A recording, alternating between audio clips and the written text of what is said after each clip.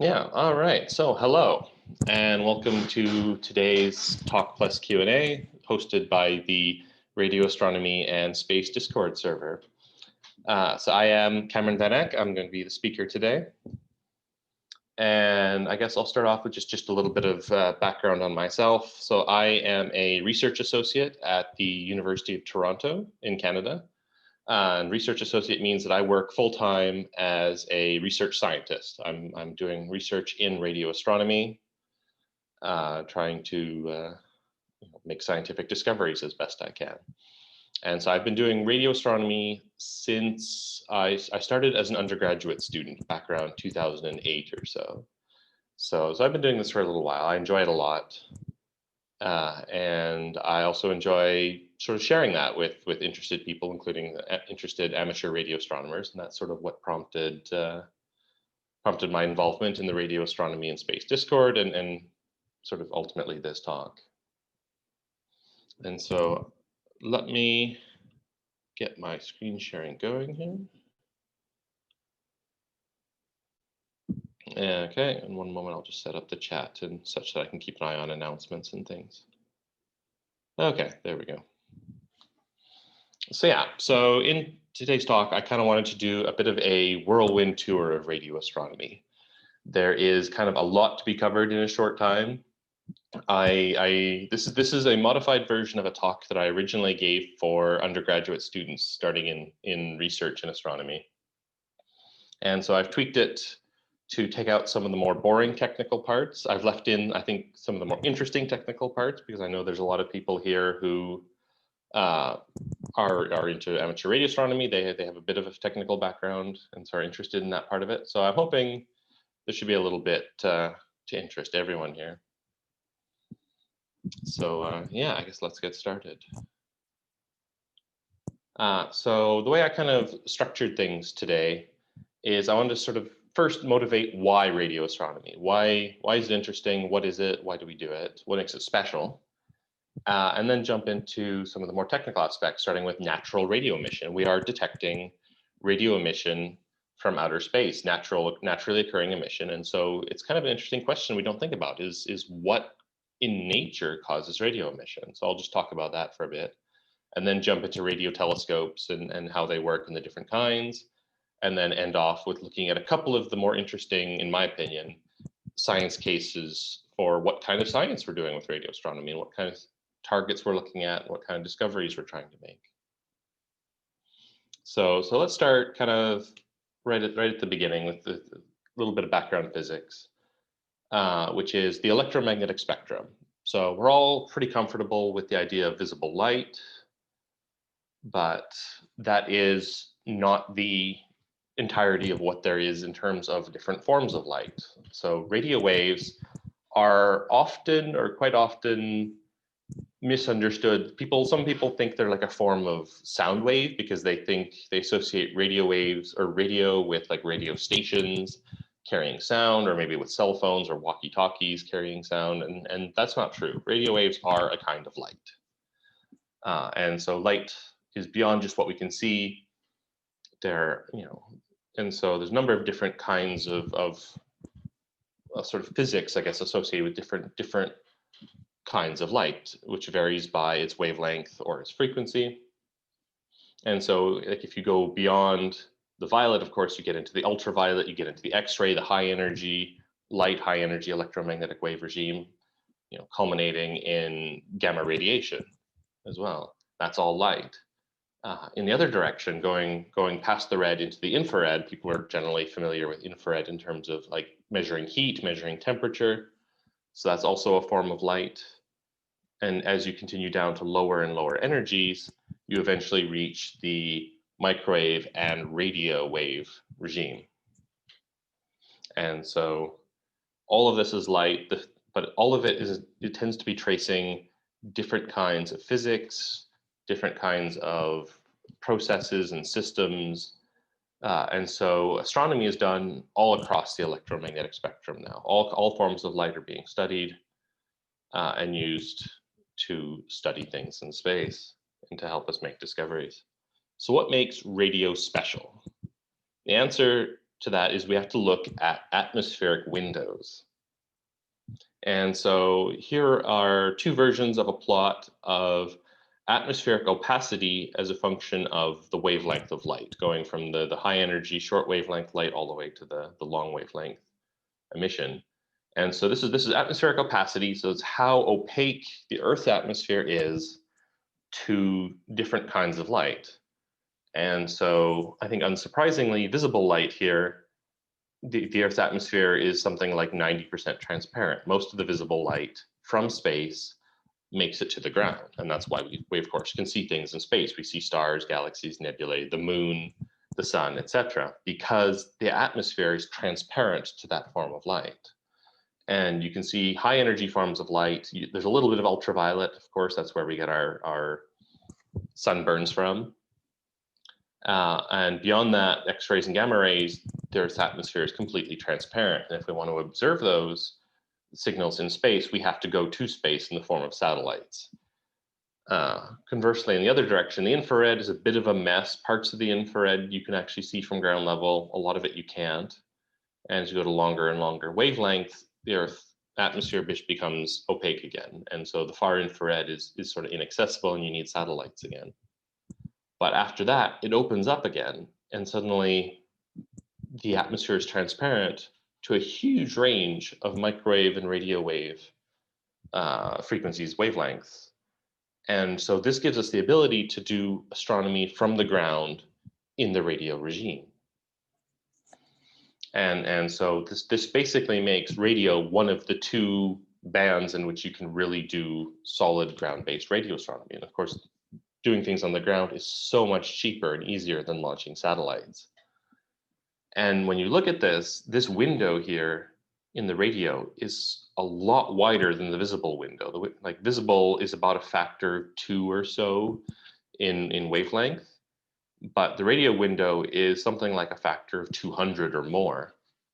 So there's just so much more range to cover, and correspondingly a lot of physics to be looked at in the radio regime.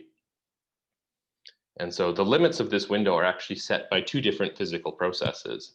At the long wavelength end, the limit is fundamentally the Earth's ionosphere, which is the layer of plasma that sits above the atmosphere of the Earth.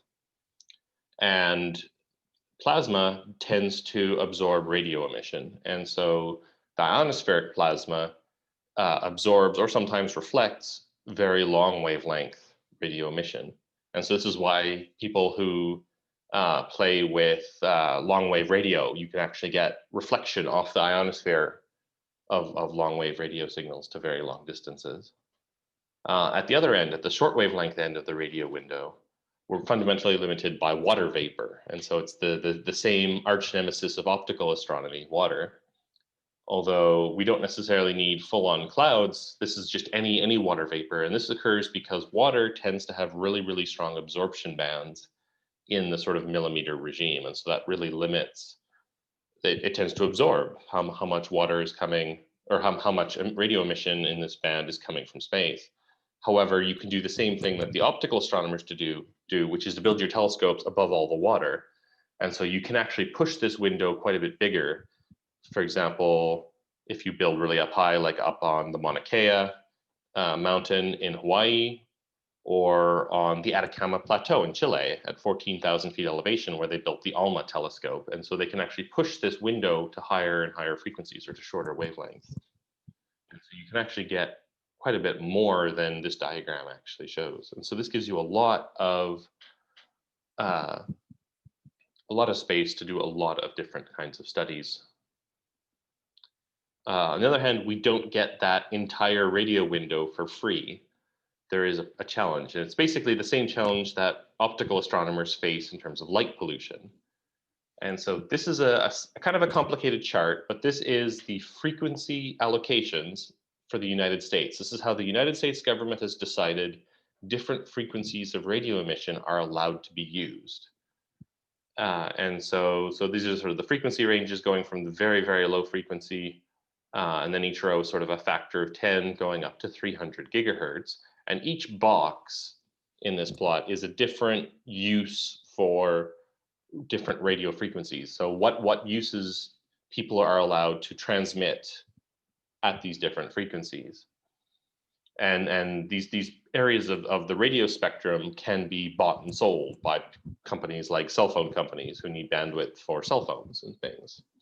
And so this means we're basically fighting against all of the man-made radio emission at all of these frequencies when we're trying to detect very faint signals from space. And so the yellow boxes, which I've highlighted here, are the bands that the US government has reserved for radio astronomy. And so within these bands, no one is allowed to create man-made radio emissions on purpose.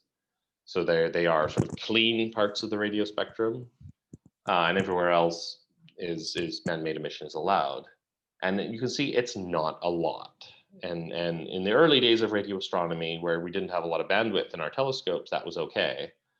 But these days it is a problem, and man-made signals are a huge issue for us now. And so I've marked in red some of the sort of worst offenders in terms of man-made signals that can essentially, I mean, overload is maybe a strong word, but they can definitely swamp our detectors and drown out natural signals. So we get things, of course, like Wi-Fi at 5 gigahertz and 2.4 gigahertz, GPS signals at about 1.5 gigahertz, FM radio, broadcast television, AM radio, and any other radio emitting object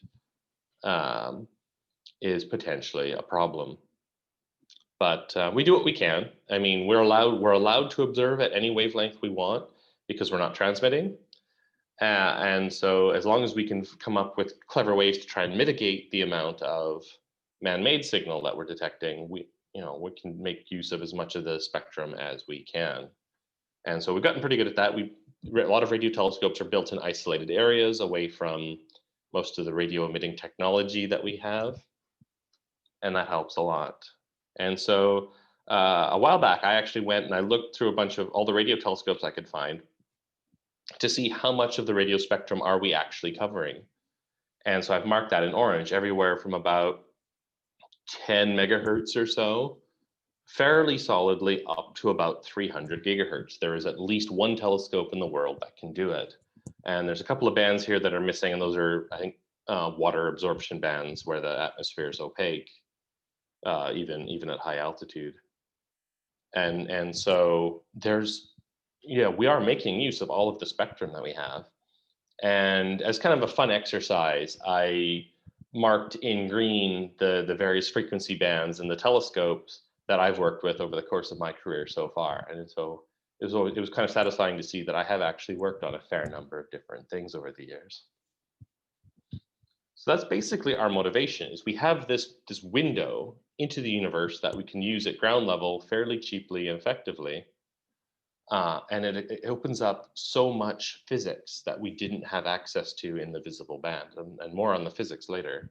Well, almost right away, actually. So let's talk a little bit about natural sources of radio emission.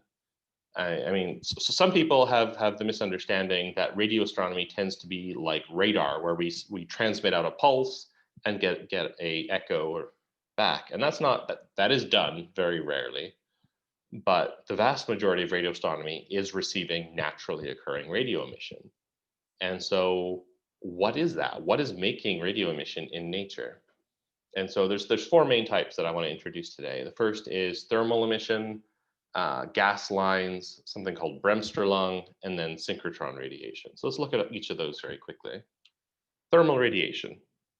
So I think everyone should be reasonably comfortable with the idea that if you heat things up, they start to glow. Like if you've ever looked at a electric stove hob, for example, if you heat it up fairly hot, it starts to glow red, as well as many other objects, electric heaters of various kinds, fire, like embers from fires and things like that. Things start to glow red when they get hot. And also along the same lines, when you people are generally aware of things like infrared thermometers or heat vision cameras. And so these use infrared radiation to measure how warm things are, which implies that warm things give off infrared radiation. And that's definitely true. And so there's this kind of radiation that's called thermal or black body radiation. And it's basically emission that's given off by any object, and particularly any solid object that has a temperature above 0, which is everything. And so every solid object in the universe is giving off this thermal radiation, which is a very broadband kind of radiation. It covers a very large range of wavelengths.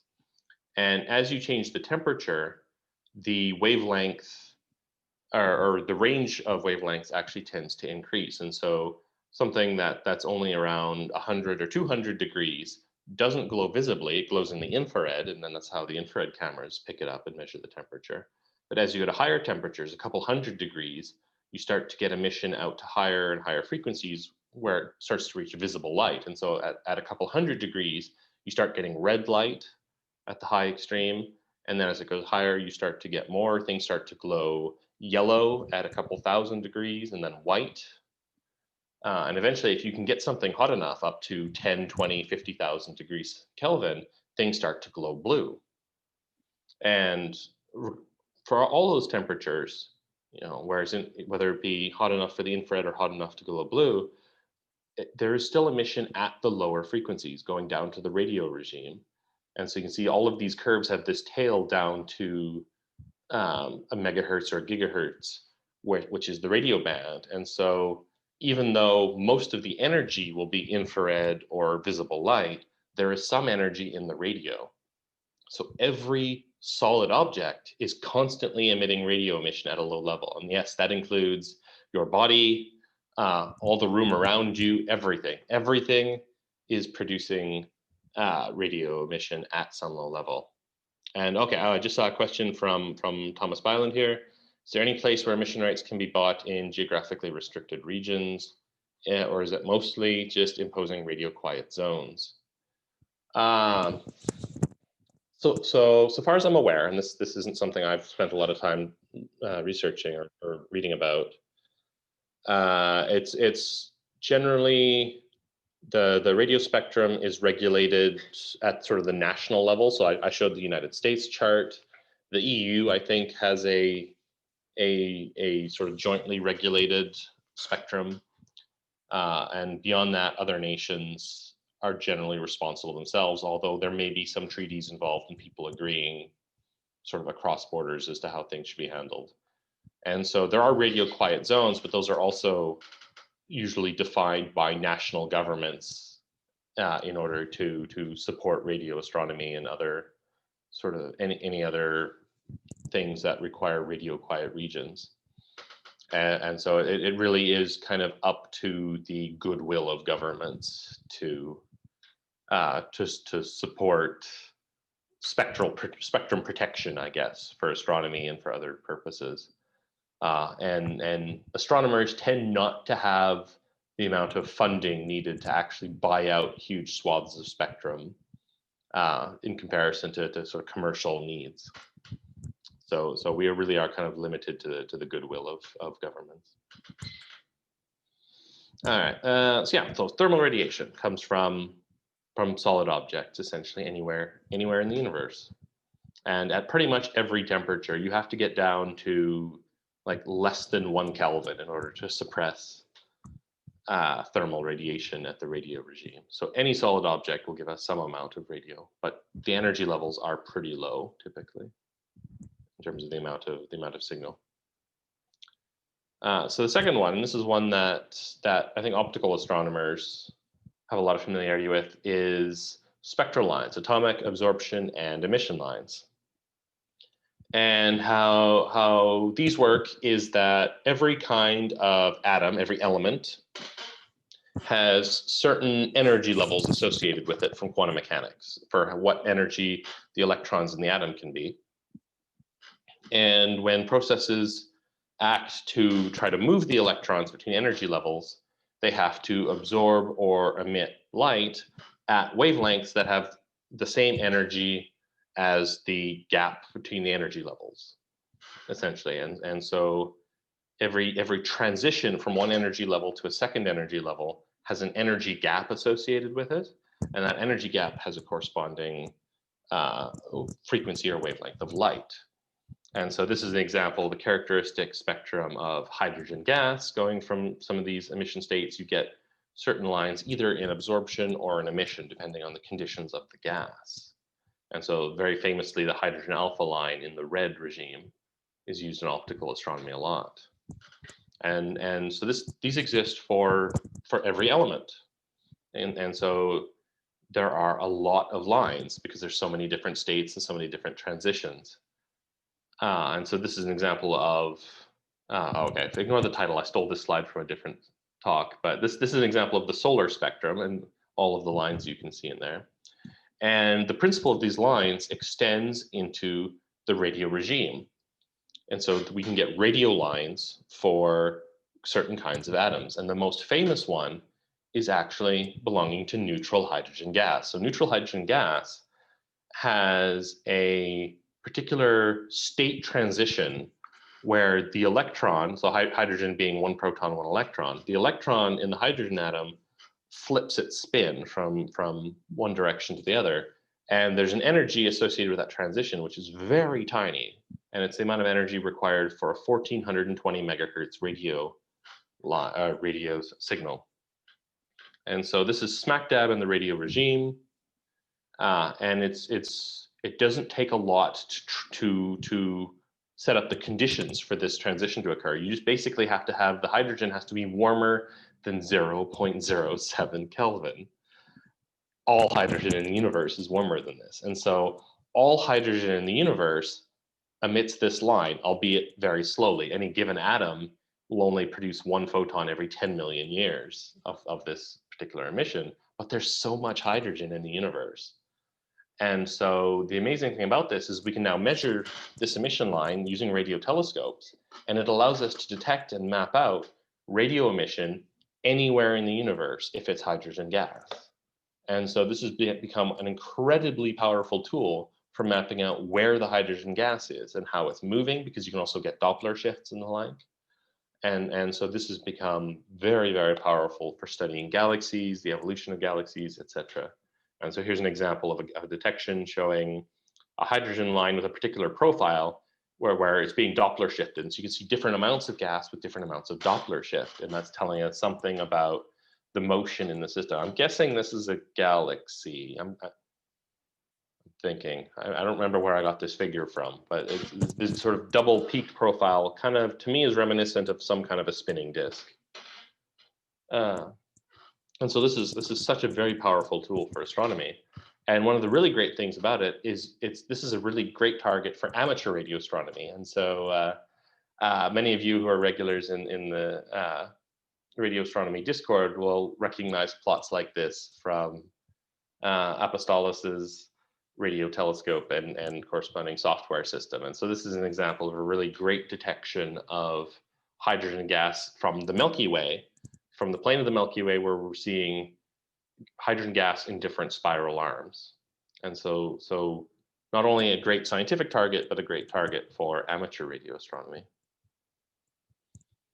And so this doesn't end with just atoms, because molecules can also have corresponding lines. And molecules tend to have a lot more lines at lower energies, particularly in sort of the microwave regime, is sort of where the characteristic energy level for a lot of molecular energy level transitions. And so if you go into sort of the millimeter band, there are so many different molecules you can find. And so this is in the left here, these are a couple of spectra that were taken of the molecular cloud in Orion, associated with sort of star formation in Orion. And there's all kinds of different molecules here: carbon monoxide, carbon dioxide, sulfur monoxide and dioxide, and then simple organic molecules like, let's see what we've got here: formaldehyde, methanol, a lot of these that I don't actually remember the names of because I'm not a chemist. And so each of these, you can measure in the molecule, the molecular lines, and it'll tell you that those molecules are there, how much of it there is, how warm it is, how dense the molecules are, what kind of chemistry is going on. And so there's so much information that's going on here. Plus the Doppler shift as well. You can sort of work out the motion of this gas and see how how the molecular gas in different parts of like a galaxy are moving differently. So there's so much that can be done with this kind of emission. Third one, this is getting into some more obscure physics now, is Bremsstrahlung, or braking radiation, or sometimes called free radiation. And this is associated with plasmas. So there's a lot of plasma in space where the electrons on the atoms have been separated from the protons, they're flying freely. And so plasma is really just this soup of positive charges from the atoms and negative charges from the separated electrons, all kind of flying around each other. And when you have a close interaction between an electron and a proton, the electric forces between them, because of the positive and negative charge, causes the electron to accelerate, and that actually causes emission. And for the sort of characteristic temperature and densities in parts of the interstellar medium of galaxies, this emission tends to be radio emission. And so we can pick it up with a radio telescope correspondingly. And so that basically results in plasma regions in interstellar space lighting up in the radio and becoming very bright and easily detected. And so there's this very, very distinctive spectrum of this Bremsstrahlung radiation, where it has this kind of almost flat spectrum through most of it, and then it's steep at the edges. And so this kind of shape is something that we can use to characterize when this happens, and then study what are the conditions in this plasma, how much plasma is there. So this is a really great tool for that. And then finally, the fourth one I want to talk about, it's also kind of an obscure bit of physics called synchrotron radiation. And what's happening here is we start with very high energy charged particles called cosmic rays, which are moving pretty close to the speed of light typically. And they're flying through interstellar space. And it turns out interstellar space has magnetic fields. And when you move a charged particle through a magnetic field, you get radiation. And so these highly energetic speed of light charged particles are flying through the magnetic field of interstellar space and start spinning around the magnetic field and producing radiation in the form of synchrotron radiation. And for the kinds of particle energies and magnetic field strengths in interstellar space, this comes out as radio emission again. In extreme circumstances, like around black holes where the magnetic fields can be really, really strong, you can actually get X-ray versions of synchrotron radiation in extreme environments. But in interstellar space, we get the radio version. And it also has sort of a very characteristic spectrum, which is sort of the steeply negative as you go to higher and higher frequencies. And so synchrotron radiation tends to be strongest at fairly low frequencies. And that's sort of a characteristic we can use to identify it, is you can sort of, depending on what kind of physics you want to target, if you want to target thermal versus synchrotron radiation, you can tune what frequency you want to be observing at to where either synchrotron is strong or at the other end where thermal radiation is strong. And by observing very broad spectra, very broadly across different radio frequencies, you can sort of separate out the different kinds of emission this way. So here's an example that I grabbed from a paper. This is observations done by the Murchison Wide Field Array in Australia, which is a low frequency radio telescope around 200 megahertz. And they observed, so this image was made by observing in 3 different frequency bands and then coloring them red, green, blue, with red being the lowest energy radio, green the middle, blue the highest frequency radio. And the beautiful thing about this is the color scheme can then be mapped or understood in terms of what the spectral behavior is. So things with more low frequency emission will look red, things with more high frequency emission will look blue, and things that are more flat will look white. And so this is a view of the galactic plane for the Milky Way, about a 90-degree spread in the galactic plane. And so you can see so many cool things here. So towards the galactic center here on sort of the top left, this sort of yellow orangey, almost reddish haze. So this is emission that is much stronger at low frequencies. This is synchrotron radiation. And so this is synchrotron radiation from the interstellar space in the inner parts of the galaxy, close to the galactic center, where the magnetic fields are stronger, where there's more cosmic ray particles. And so the synchrotron emission is stronger. And so we see that as this haze throughout basically interstellar space in that area. And that shows up with this sort of orangey, reddish, the low frequency spectrum. And then embedded in that, all of these sort of bright yellow, orangey little blobs here, these are supernova remnants, which also tend to emit a lot of synchrotron radiation. So these are the remnants after a supernova, where material is blasting outwards at thousands of kilometers per second, crashing into the interstellar median, and producing a lot of cosmic rays. And so those shows up very, very brightly as synchrotron radiation. And then, but the other thing we see through a lot of this is these very bright blue patches here. A lot of these are in these green circles, which are just to mark location. But all of these blue patches are emission that's much higher. There's more emission at the higher frequencies. And it turns out this is not thermal emission. It turns out this is actually Bremsstrahlung radiation, which this is because we're observing at such low frequencies in this data. Can I back up here? Yeah, so we're actually in the steep regime here of the Bremsstrahlung radiation, where it's very, very steep. And so it looks a lot like thermal radiation, but it's too intense essentially to be thermal radiation at these frequencies. And so all of these blue patches are dense plasma regions. We call them H2 regions, H2 being the astronomer name for hydrogen plasma. And these are regions where high density plasma, typically around young stars, where gas and dust around a star is being ionized, converted to plasma by ultraviolet radiation from a very hot young star. And so there's a lot of interesting things to be studied with these plasma regions in terms of how are they evolving? How are they kind of co-related with the stars that they're surrounding or that creates them? And so these kinds of images are really great because you can really see the different physics that's going on in some of these different environments. Okay, so that's the four emission types. Let's talk a little bit about radio telescopes, which are fundamentally our tools for actually detecting all of this emission and trying to understand all of this physics. And so radio telescopes can come in a lot of different shapes and sizes, actually. They're sort of the classic dish, sort of satellite dish that people tend to be familiar with. And then these days we're starting to explore some nonlinear options, like these sort of cylindrical types. So there's a lot of different types. And the fun thing I like about these images is there is a third radio telescope hiding in plain sight right here. And so radio telescope doesn't even need to be a particularly built up structure. So this is a part of a Lofar station, which is really just a bunch of little wires connected to a stick with a little bit of mesh underneath. And these are antennas for a radio telescope.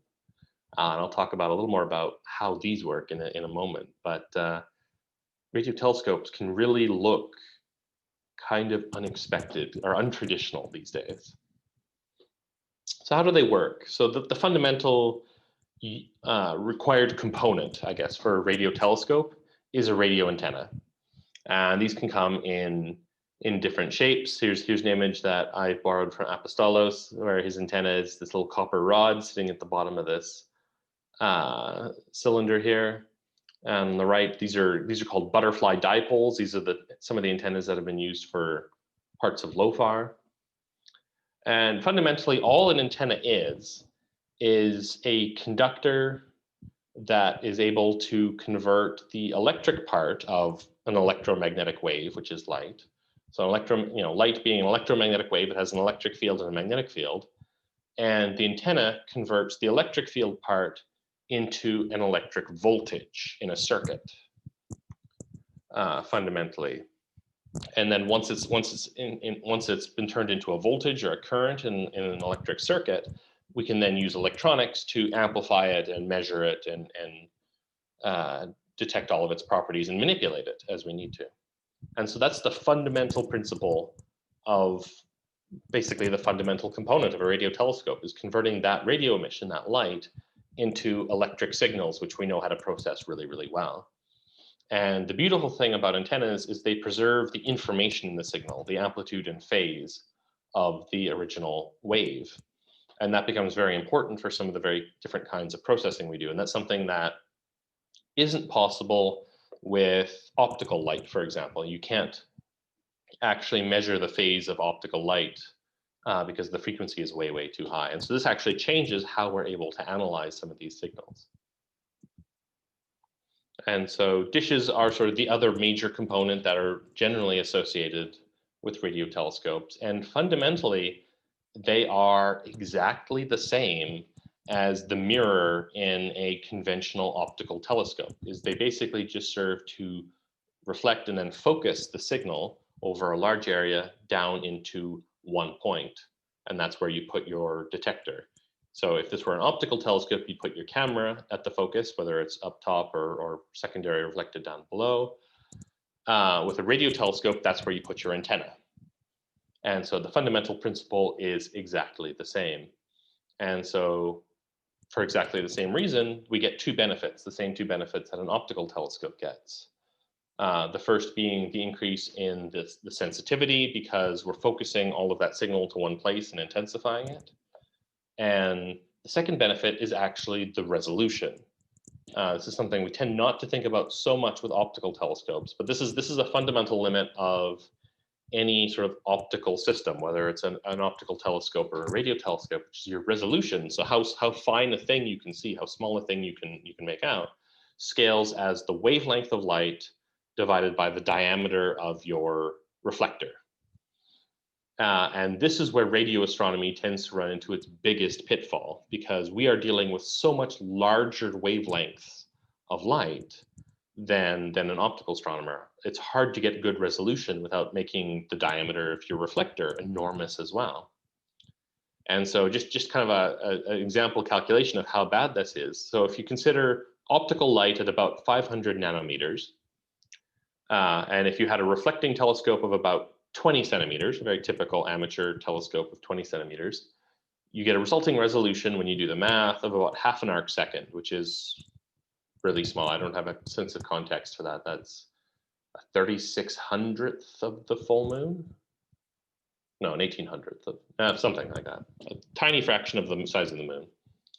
But if you want to do the same thing at the radio at a 20 centimeter wavelength of radio emission, you would need a dish 80 kilometers across to get the same resolution.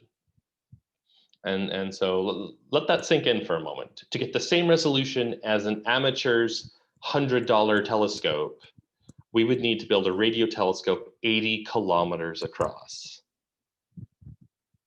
That's hard. That's crazy if you're talking about a single dish. And we can cheat, and I'll come to that in a couple of minutes. But we can do a lot of interesting things even with comparatively poor resolution. And so there's this class of radio telescopes that we call single dish telescopes, where we only have, as the name implies, one dish of whatever size we can get, preferably as big as we can get, and we just accept that the resolution is not that great. And so bigger is definitely better with these, and so the most powerful tend to be the ones that are sort of many tens of meters. I think the biggest fully steerable telescopes are about 100 or 110 meters. Here's the Effelsburg telescope in Germany, which I visited, and it's enormous. It is so enormous. You can sort of see, maybe you can see the staircases on the side here.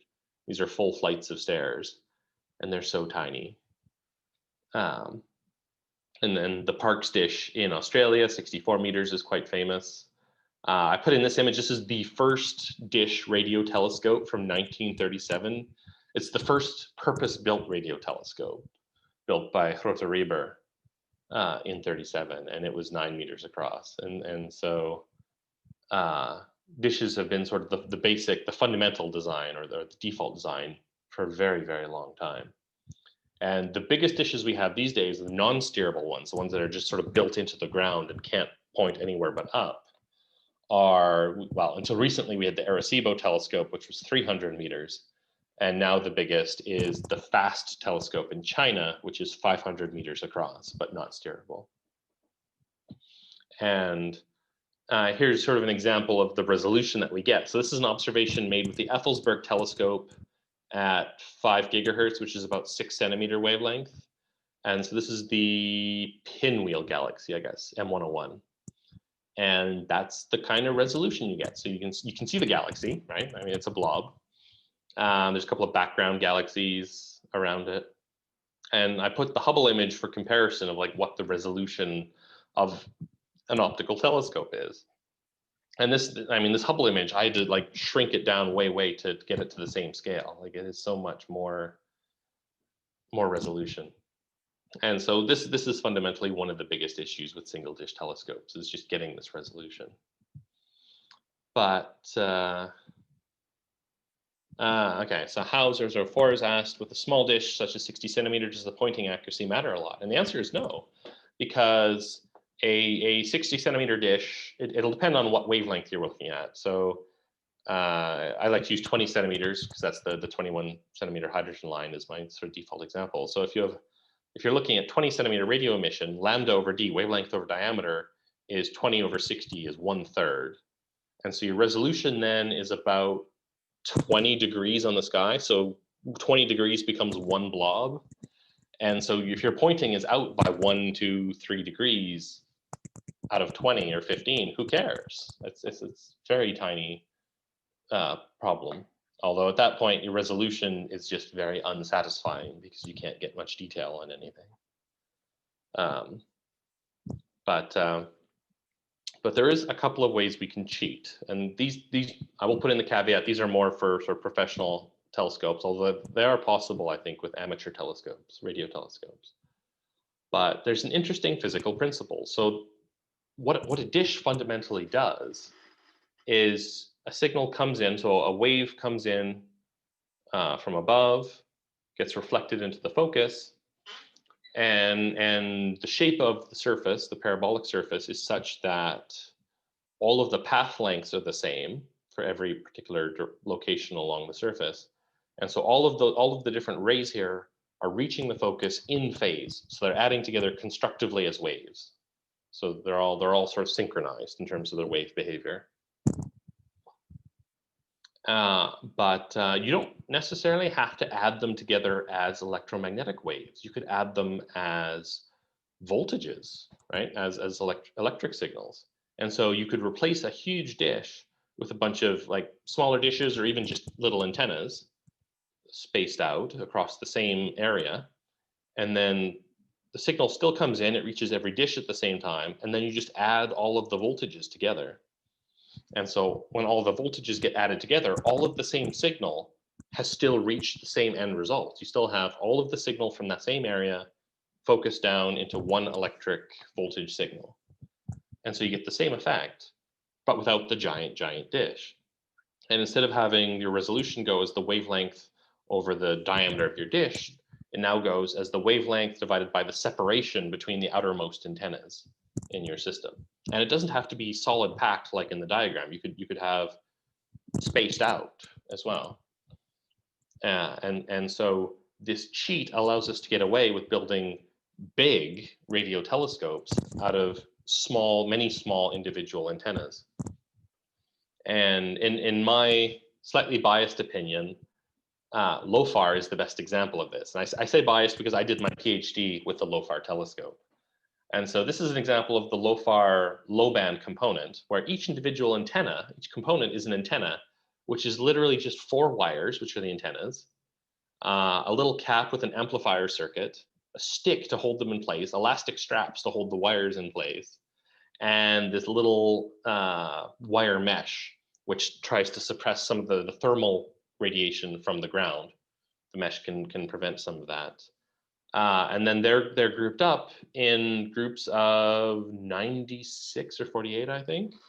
Feder asks, are these placed randomly? And the answer is no, they look quite random. I think they might be pseudo-random, but they're spaced out in a way such that when they're combined, they give a good beam pattern. And that's a technical statement because I haven't talked about what beam patterns are. And that's kind of out of the scope of this talk. But essentially, they're distributed in a pattern such that when they're added all together, their directional behavior is good. You don't have as much sensitivity in random directions. Is kind of how the logic of that works out. Because yeah, so how this works is you have is it 40? I can't remember if it's 48 or 96. It looks kind of like 48 in this picture. So you have 48 of these, and each of these has its antenna.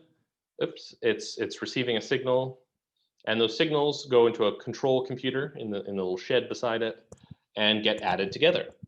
And so the end result then is you get one stronger signal from a bunch of little antennas and no moving parts.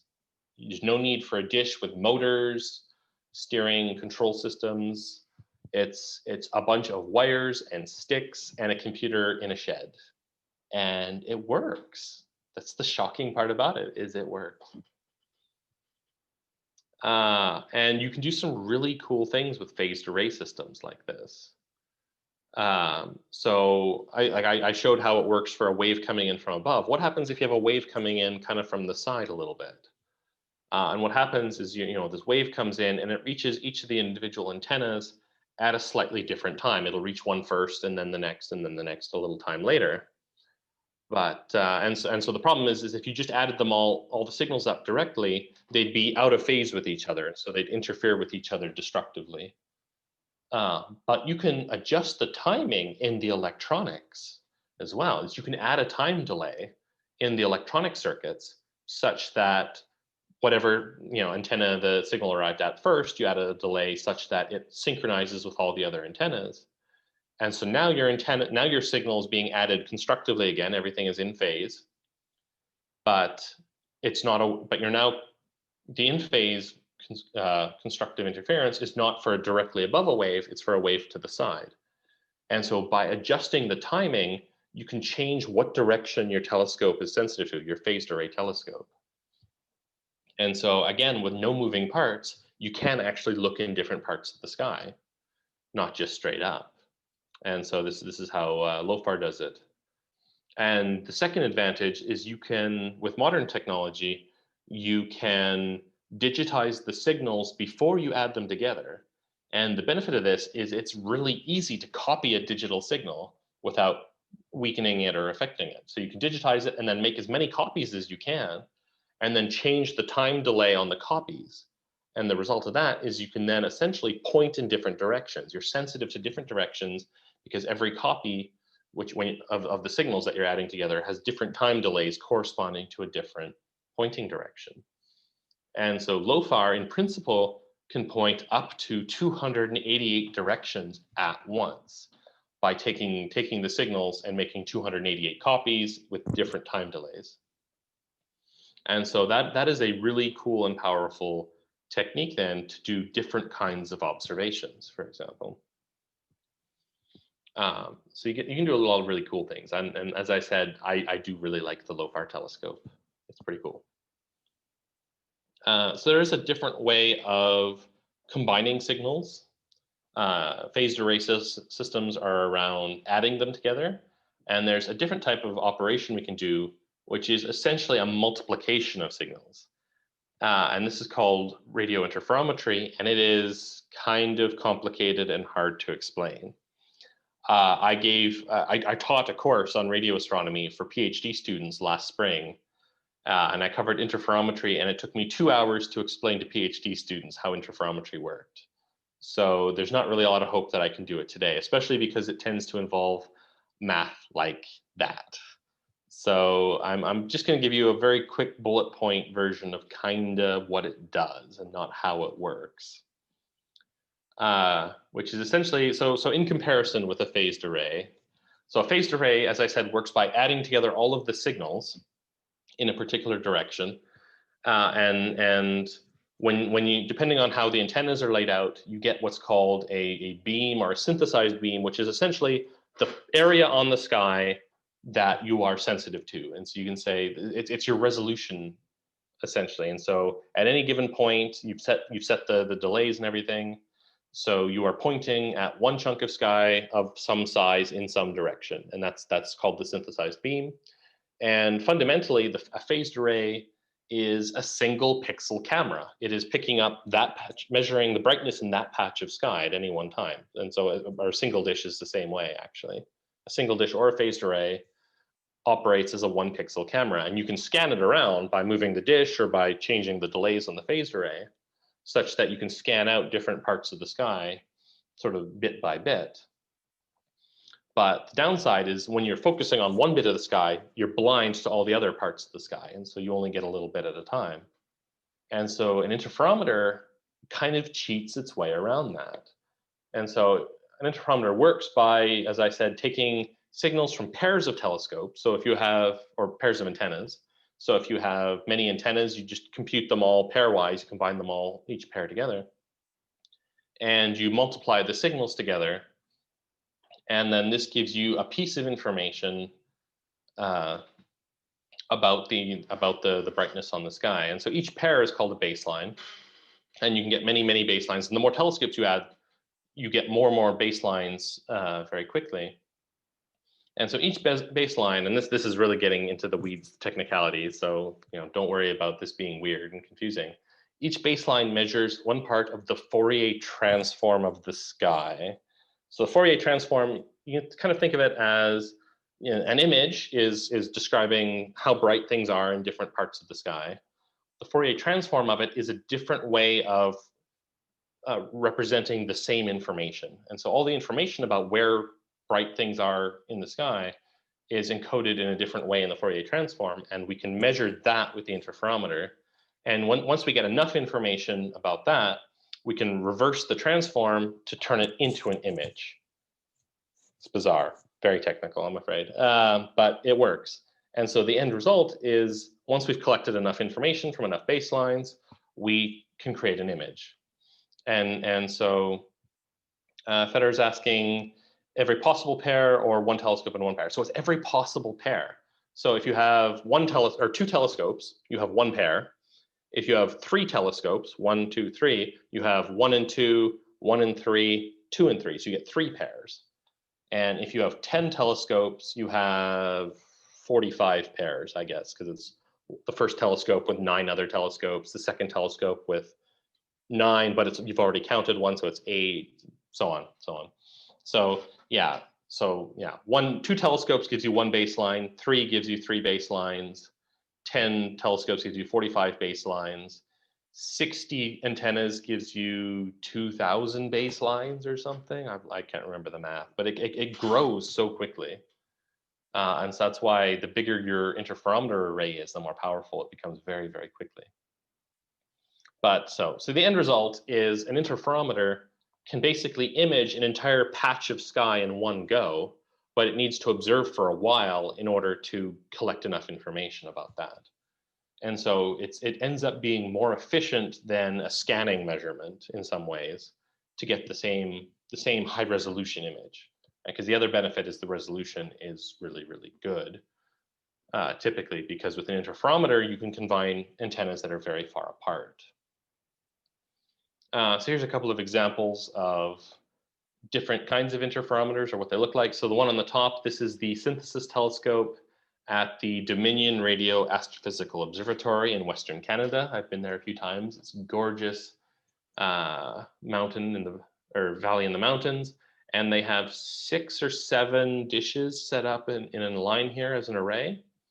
And these all function together. They're all, I think, like 6-meter dishes, if memory serves. And they actually have these on train tracks here, so they can move and shift the positions, because it's the relative position or the relative distance of the antennas that matters for interferometry. And so they can change the spacing of the telescopes to add more information. And so that works really effectively. On the bottom here, this is I think a helicopter image of the Very Large Array in New Mexico in the United States. And this is an array of 27 dishes, and each dish is 25 meters across. They're big dishes already, and there's 27 of them. And they have train tracks to be able to space them out. And so the rails, I think, run 27 kilometers long. And so when they space out the telescopes as far as they can go, the largest separation is 42 kilometers. And that's what sets the resolution for the interferometric image, is how far apart they are. And so 40 kilometers is pretty good. And of course, since I love Lofar so much, Lofar also works as an interferometer. I said it works as a phased array, but that's on sort of the individual groupings of antennas, or these little tiles here all work individually as phased arrays. And then what Lofar does is it uses the phased arrays to get the sensitivity of having many antennas. And then it combines them as an interferometer to get the resolution. And Lofar has stations throughout Europe. So it's the core of it is in the Netherlands, but they have stations throughout Europe. This is an older image. They now have stations in Ireland, England, Sweden, Germany. They have stations in Poland now. Stations in Italy are being constructed, France. And so when these are combined as an interferometer, they have baselines of something like 2,000 kilometers, and that gives you amazing resolution by having this sort of 2,000. It's like having a telescope 2,000 kilometers across, and so this helps overcome the resolution problem. And so here's an example of a Lofar observation. This is one that I did during my PhD, and it's so much better resolution. This is about the same size scale as the single dish one I showed of M101. And so this is a nearby galaxy called IC342. It's a nice, pretty little spiral galaxy. You can kind of see the spirals here. And it's surrounded by all kinds of other more distant radio galaxies. On the right here, this is a really cool jet type radio galaxy. I'll talk about more about those kind of towards the end. And if you can see it really faintly here, there's a little blobby smudge here. That's a dwarf radio galaxy. And yeah, so it looks like it's out of focus. And that's because the resolution is still kind of so-so. So I didn't use the full Lofar resolution for this image. This is a 4 arc-minute resolution. And so you can imagine, that's 4 arc-minutes. The moon is 30 arc-minutes. And so you imagine the moon if you only had like 9 pixels. So the resolution on this is not great, but it's still a lot better than a single dish telescope. And for certain reasons related to sort of data analysis, we tend to put in more pixels than the resolution actually supports. And so all radio images tend to look a bit fuzzy, and that's because it makes the analysis a little bit easier. Yeah, so there is a further variation on interferometry, which is called very long baseline interferometry. And this is essentially this becomes more complicated because it deals with the limitations of what happens when your telescopes are so far apart, you can't really like run a cable between them to connect the electronics together to be able to multiply. You have to multiply the signals together. And if you can't run a cable directly between them with enough bandwidth, how do you do that? And so very long baseline interferometry doesn't work sort of live. You don't combine the signals right away. But instead, each telescope is set up with a system to record the signal, all of the signal in terms of in a phase-aware way, which is, I won't get into what that means, but it records the signal very precisely. You have to use atomic clocks to get the required level of synchronization at a bunch of different telescopes, and then stores them on hard disks. You ship the hard disks to a central storage computer. And then the central computer processes all of them and does the interferometry. And so this allows you to basically overcome the limits of how long can you have a cable to connect telescopes together. And so you can get telescopes that are out to thousands of kilometers across oceans, at the South Pole even.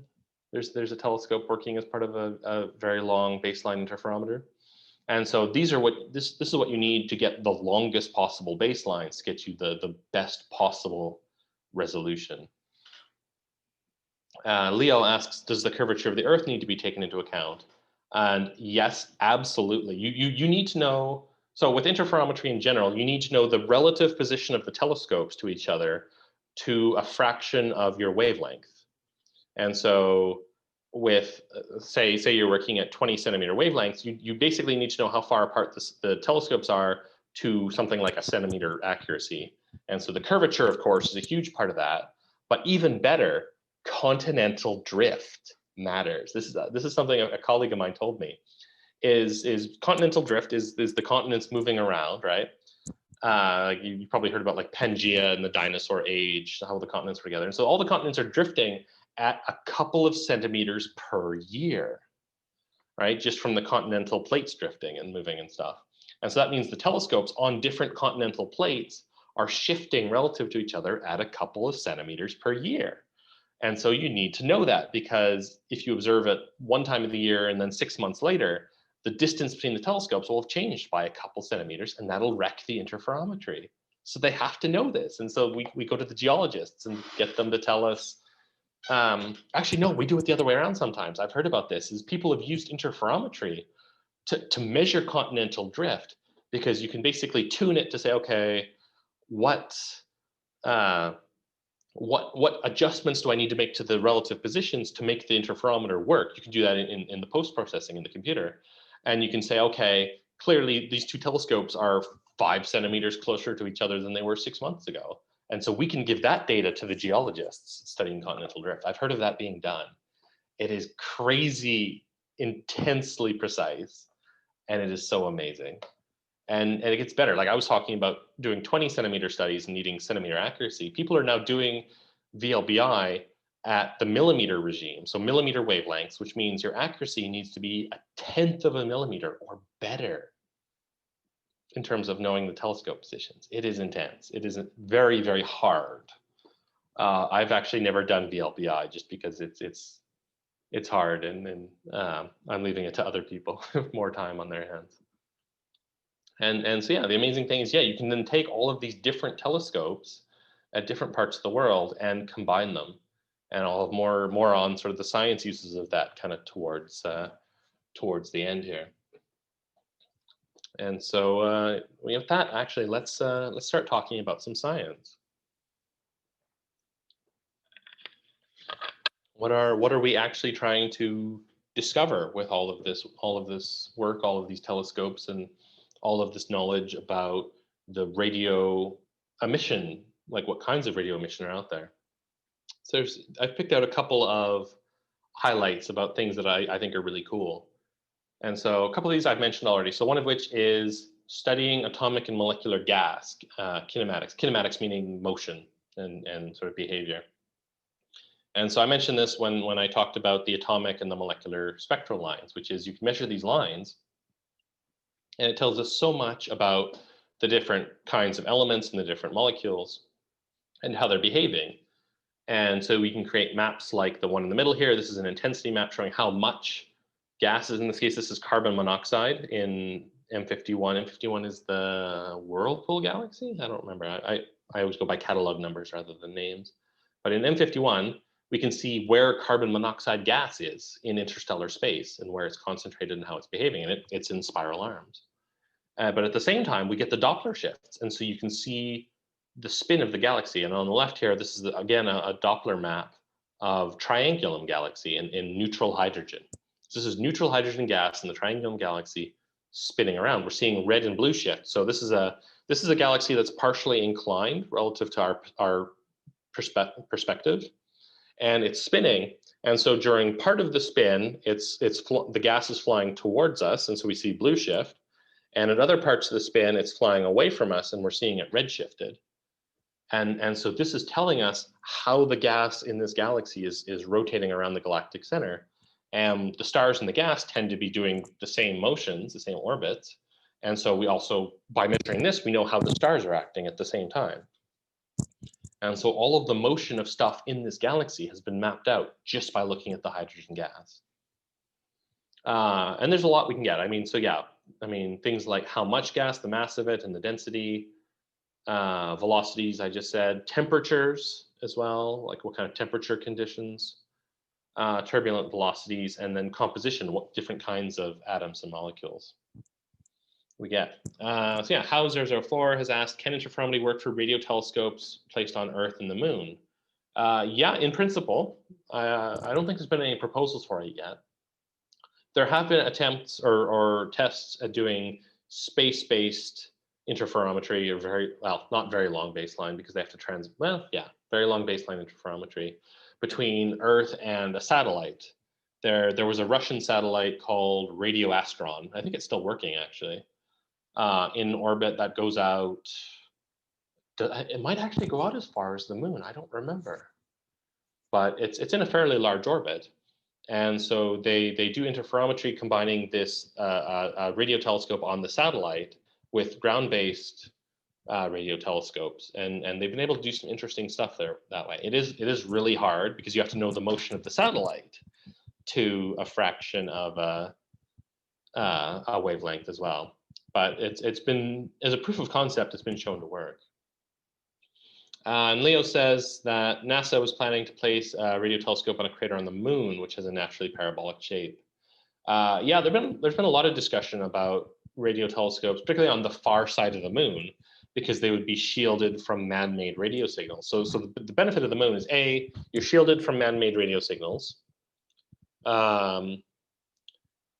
You are free of the atmosphere and the ionosphere, which means you can go to lower radio frequencies than you can on Earth, and that's something interesting. And with the gravity being lower, potentially you can get larger sizes. So like using a large crater, for example. And so there's been a lot of different proposals. I mean, the biggest problem being how do you get enough material to the moon to do it? And so a lot of different proposals. The most interesting one that I've heard about recently was sending a rover to the moon that would drive around and unspool a particular pattern of wire, which would function as a bunch of antennas together. And so it would basically unspool this wire in a particular pattern, and that would function as a giant phased array group of antennas at very, very low frequencies. I think somewhere below 100 megahertz, I think. And so that would be sort of easy to do in the sense that you're mostly just sending wire. You're not worrying about mesh or complicated components, I guess. So that's a possibility that's being talked about and sort of drafted, I think, at some point. Thomas Byland says, Radio Astron / Spectral R died in 2019. That's too bad. It did a lot of good work. I remember I've seen a couple of interesting papers about stuff that is done and sort of interesting accomplishments. And so it did good work. So good for it. Another really cool area of radio astronomy science is pulsars, which I think a lot of you have probably heard of before. So pulsars are neutron stars. So the remnants of, or the cores of old, heavy, dead stars, which are hyper compact, very dense, and under very extreme gravitational conditions, but also have very intense and extreme magnetic fields. And for reasons that are only partially understood, the physics is still kind of debated, they produce these incredibly intense jets of radio emission out of their magnetic poles. And since the magnetic poles don't line up with the rotational poles all the time, what happens is these things are spinning, and some fraction of the time, that pulse of radio emission is pointed directly at us. And we get a little blip of radio emission for some fraction of a second. And then as it keeps spinning, it comes back. And so we get these periodically, and the period can be anywhere from a few seconds to a few milliseconds. These things can be spinning so fast. And so we see these little incredibly periodic and predictable blips of little radio emission pulses. And all kinds of interesting physics. They have kind of complicated and weird spectra. And you can do a lot of really cool things with these.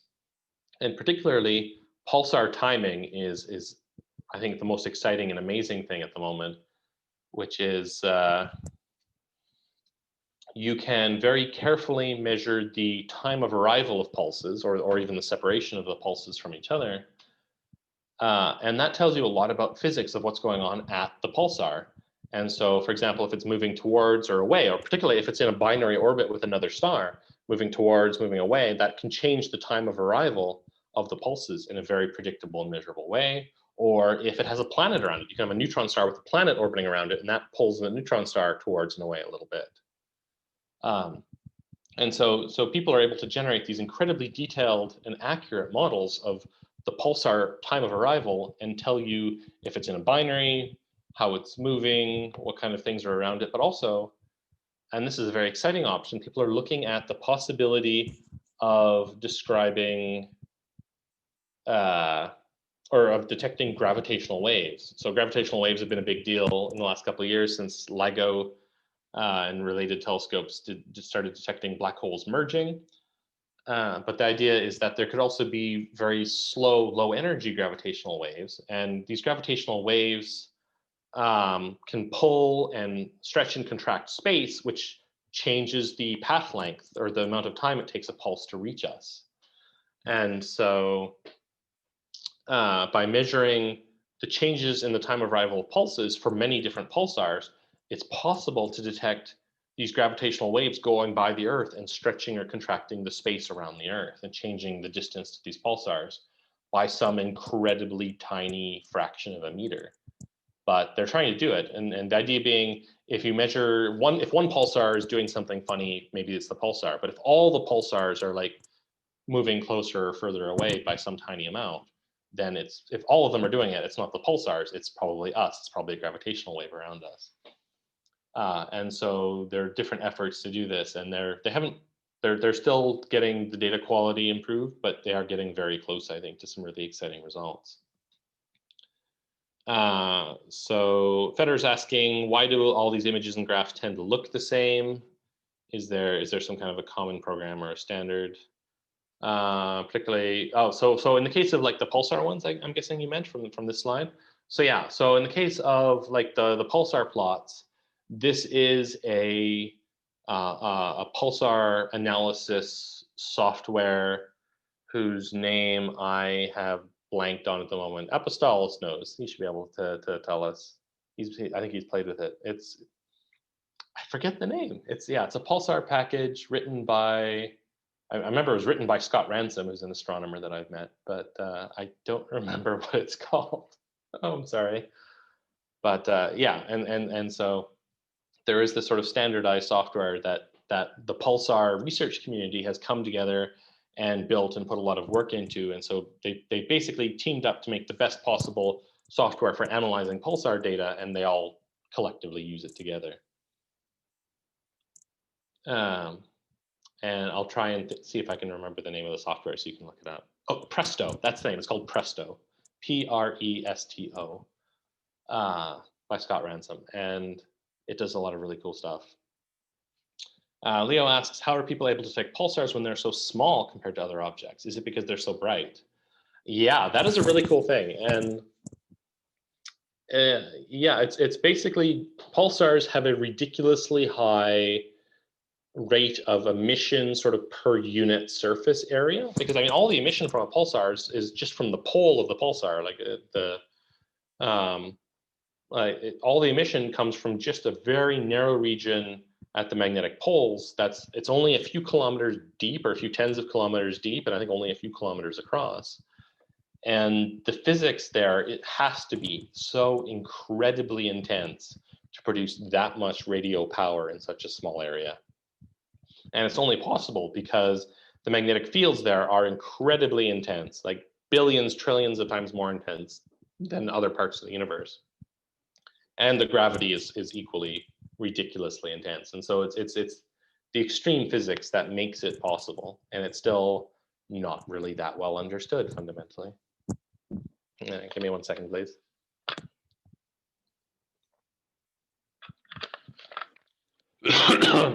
Talking a lot.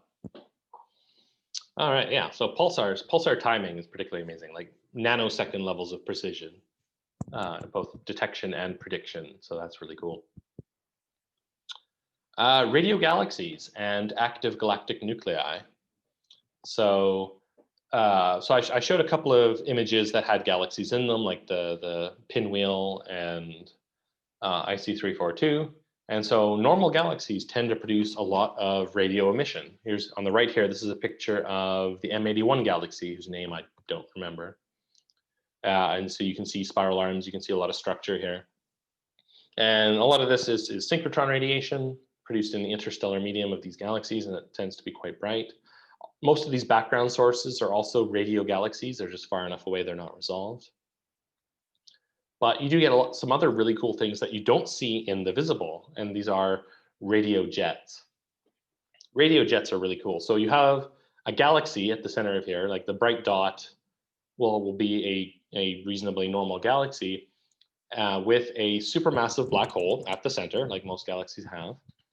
And in these cases, these are supermassive black holes that are being overfed. There's too much material falling into them. And for as a result, through processes that we also don't really understand yet, this tends to lead to jets of emission shooting off in opposite directions away from the black hole at incredibly high speeds, close to the speed of light. And so you get this material that's sort of shooting off in these two directions, close to the speed of light, and it almost immediately escapes from the galaxy that it was in, and these jets shoot out, and eventually they're crashing into intergalactic gas. There's some very, very thin gas in the intergalactic medium, and so these jets are crashing into them, and eventually they slow down and kind of get stopped, essentially. But in the process, they create all kinds of really intense collisions and shock waves, and create a lot of cosmic radiation, and there's some magnetic fields, and so you tend to get a lot of incredibly intense synchrotron radiation. And so you can see in each of these, this incredibly narrow jet shooting out, and then eventually it sort of hits the intergalactic medium, and you get these hot spots and lobes. And these are huge. So I mean, these can easily be 10 or 100 times bigger than the galaxy where the black hole is.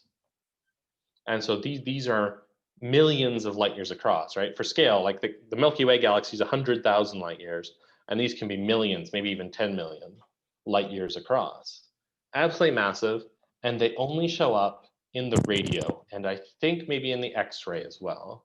X-ray emission comes from these hotspots as well. And so they're not visible to an optical telescope. They're only visible in the radio and the X-ray. And they tell us so much interesting things about just like the physics of the black hole, for example, by knowing how much energy is being radiated in these giant radio lobes.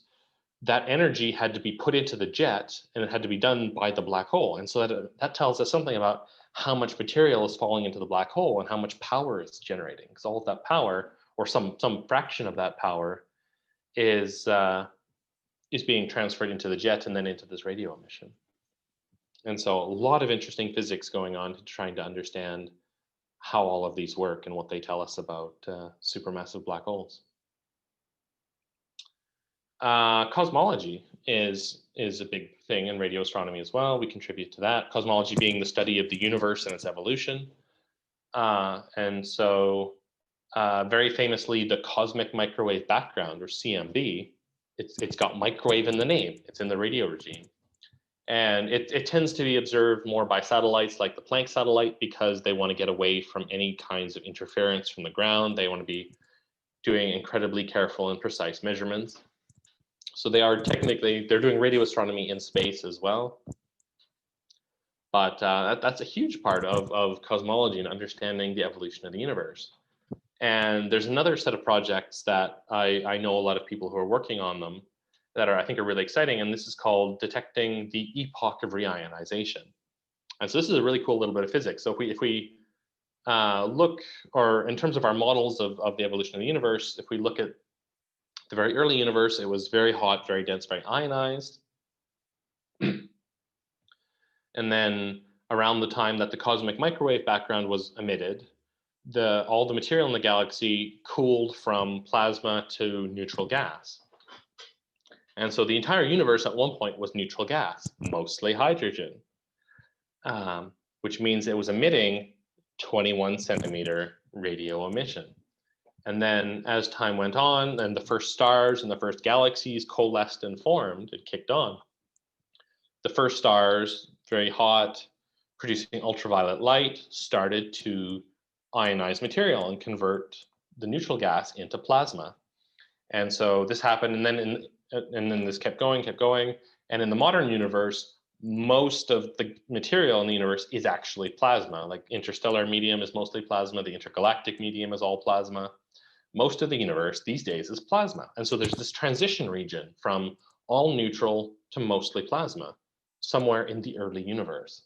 And measuring that would be really amazing in terms of understanding how quickly the first stars and the first galaxies formed and started doing what they do.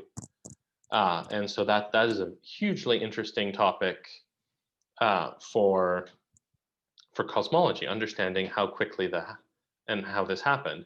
And so they're trying to measure the redshifted version of this 21 centimeter line. So the expansion of the universe over the last few billion years causes a redshift, sort of Doppler shift effect.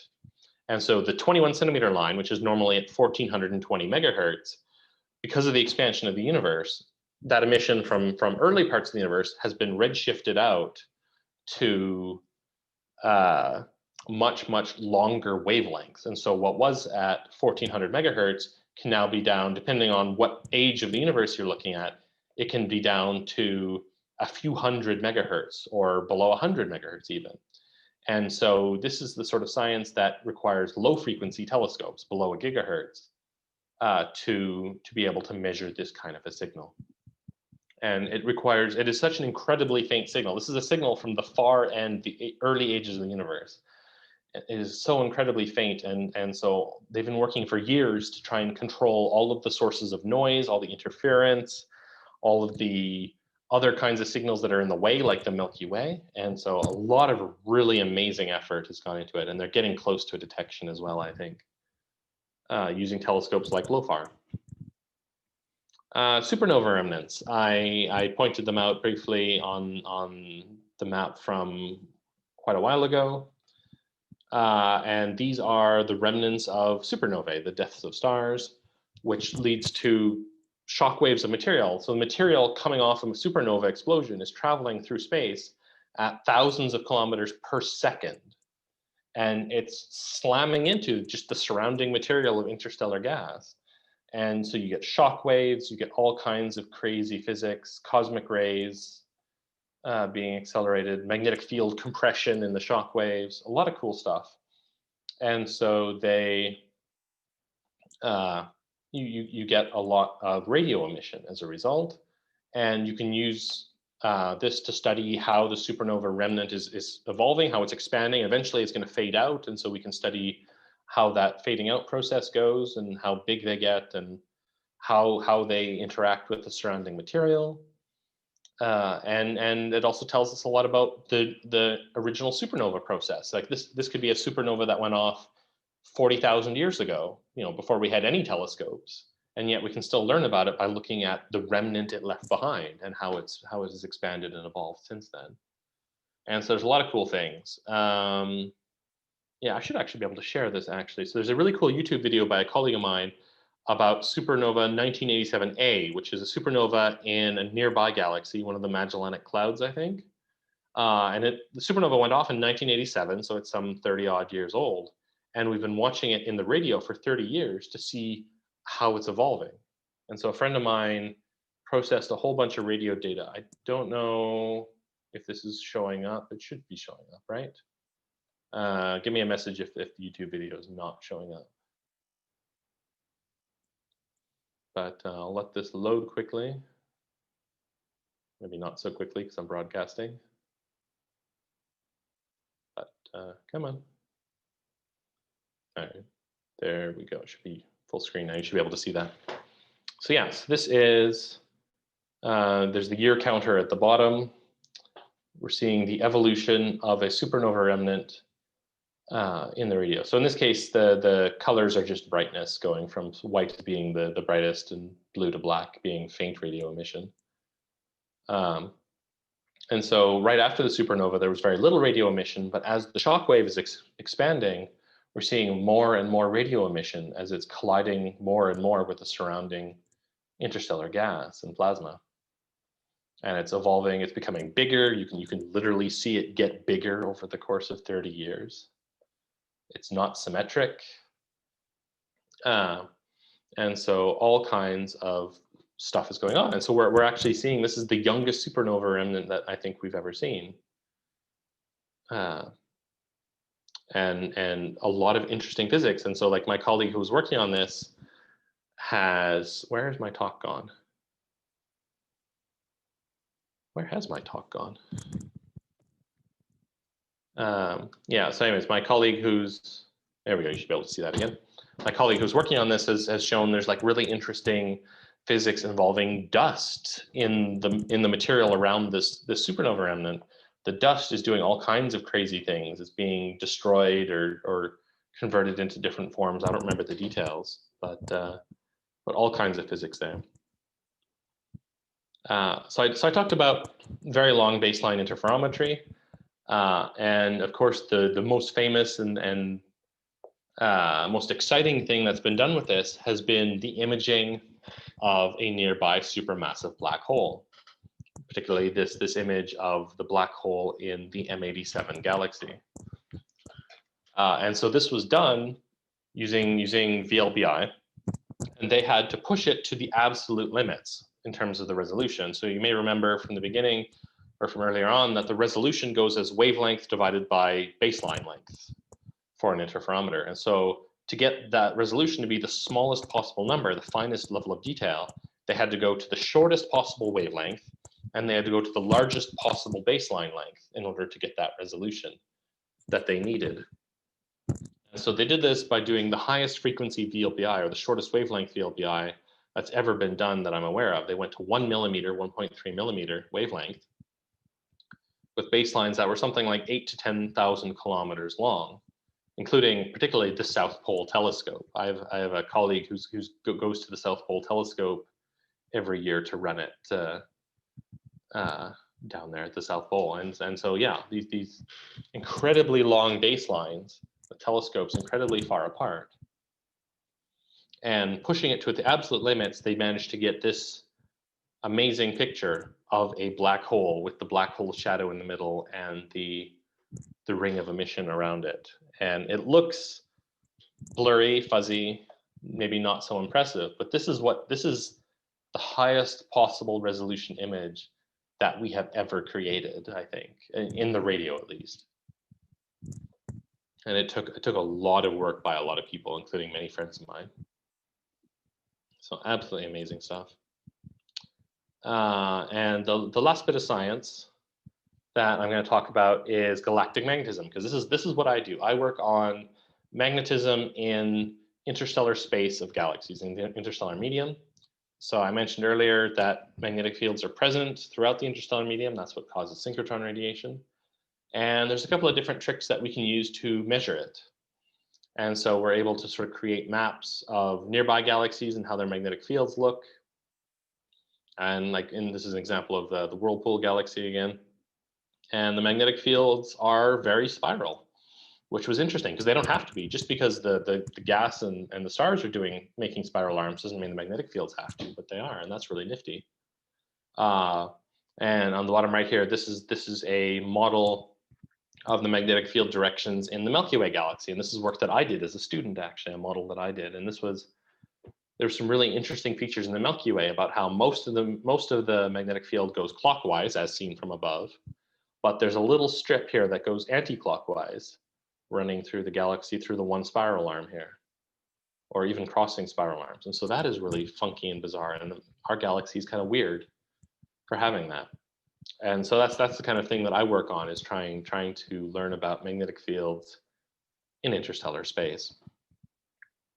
All right, so I have actually gone, yeah, which direction is up is asked by Thomas Byland, and that is a good question. So there is kind of an arbitrary convention in the sense that we know what direction the galactic plane is on the sky, like from the Earth. We can sort of define what direction the plane of the galaxy is, and we've sort of picked a arbitrary sort of one is up and one is down kind of convention in terms of when we define all of our coordinates. So it's an arbitrary convention, but we've all agreed on it in astronomy.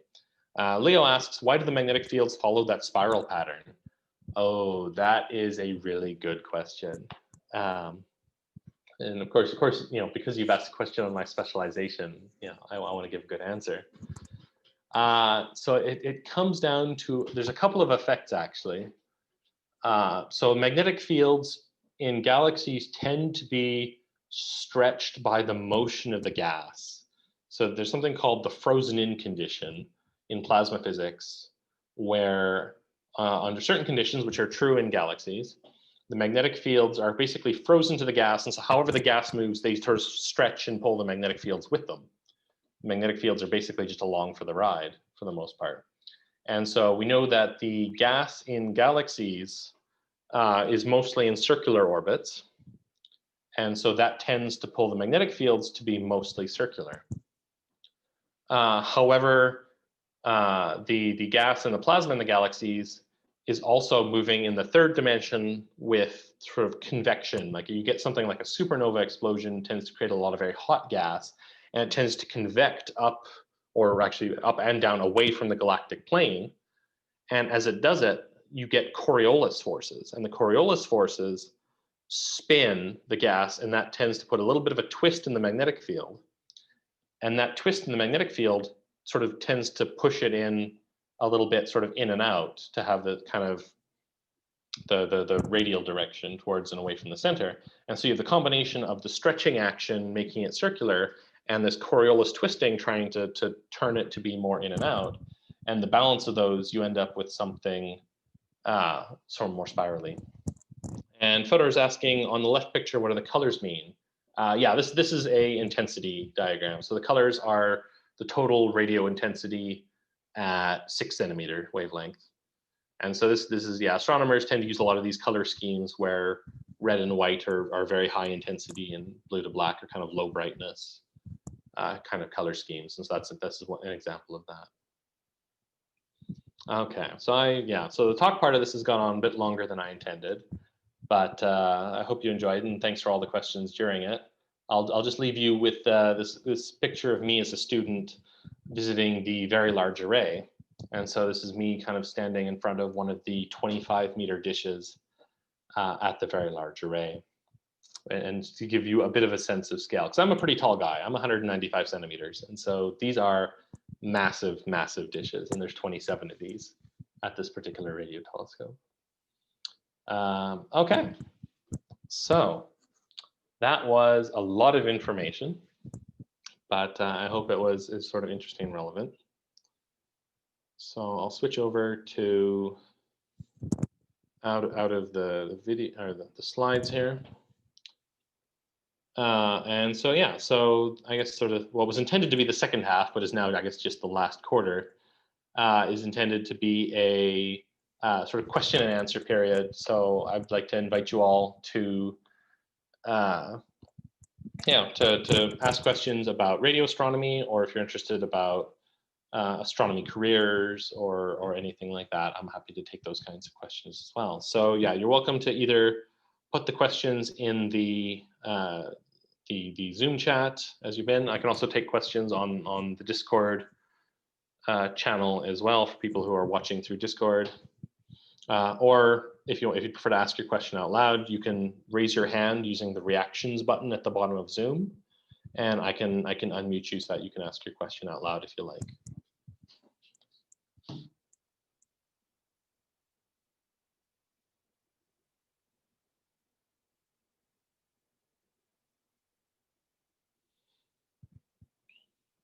All right, so Leo has asked, so does the Sagittarius arm not meet the conditions for magnetic fields following the motion of the gas?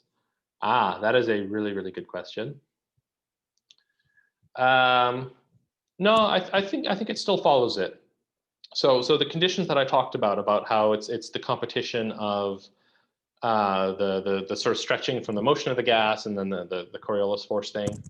All of that, the physics of that does not actually prescribe or define what direction it has to go in terms of clockwise or anti-clockwise.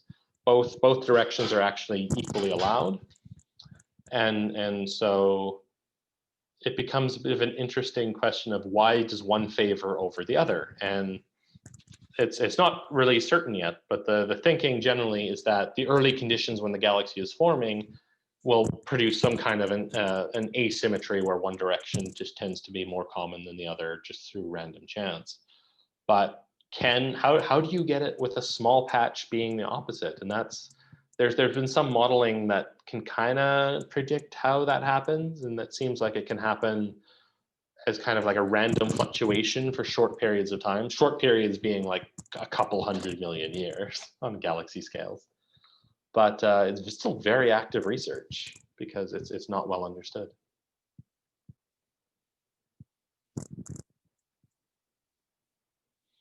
So Connor Castillo is asking, at what college did you study how to use interferometry the most, and how long did it take you to actually be able to do the interferometry? Oh, okay, that's an interesting question. So I did my bachelor's of science in physics and astronomy at the University of Calgary, and I also did a master's of science in astronomy at the University of Calgary after that. And at that time, I don't know if it's changed, but at that time, the University of Calgary didn't have any student courses on radio astronomy at all. And so when I got into radio astronomy research after my third year of university, I kind of had to pick it up as I went along, either from being taught by my supervisor or the other professors involved, or from books and online. And actually, very early when I got started, I got tasked with processing some VLA data, and so I spent a couple of days working with or being basically taught by one of the professors on how to do things in a practical way. But that was mostly sort of like a practical sort of procedural thing in terms of here's how you use the software. You have to do, all these steps in this order, kind of a thing. I didn't really learn how it worked or why I was doing things. I was kind of a data monkey at that point, where it's like follow the instructions in order, and hopefully nice, interesting data will come out. But I wasn't satisfied with that, and so the process of sort of doing the data processing and sort of that would then send me to sort of looking back, saying, okay, what does this term mean? What is this step actually doing?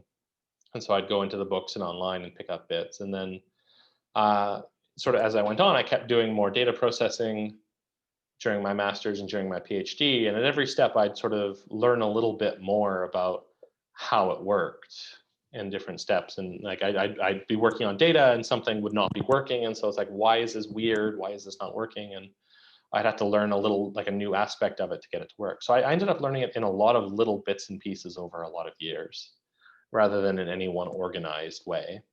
And there's still a lot that I don't know, and that I am learning, I'm learning new things constantly. I'm involved in interferometry data projects right now, and every time we have a meeting, quite often there'll be something where it's like, oh, I didn't think of that. And it's like,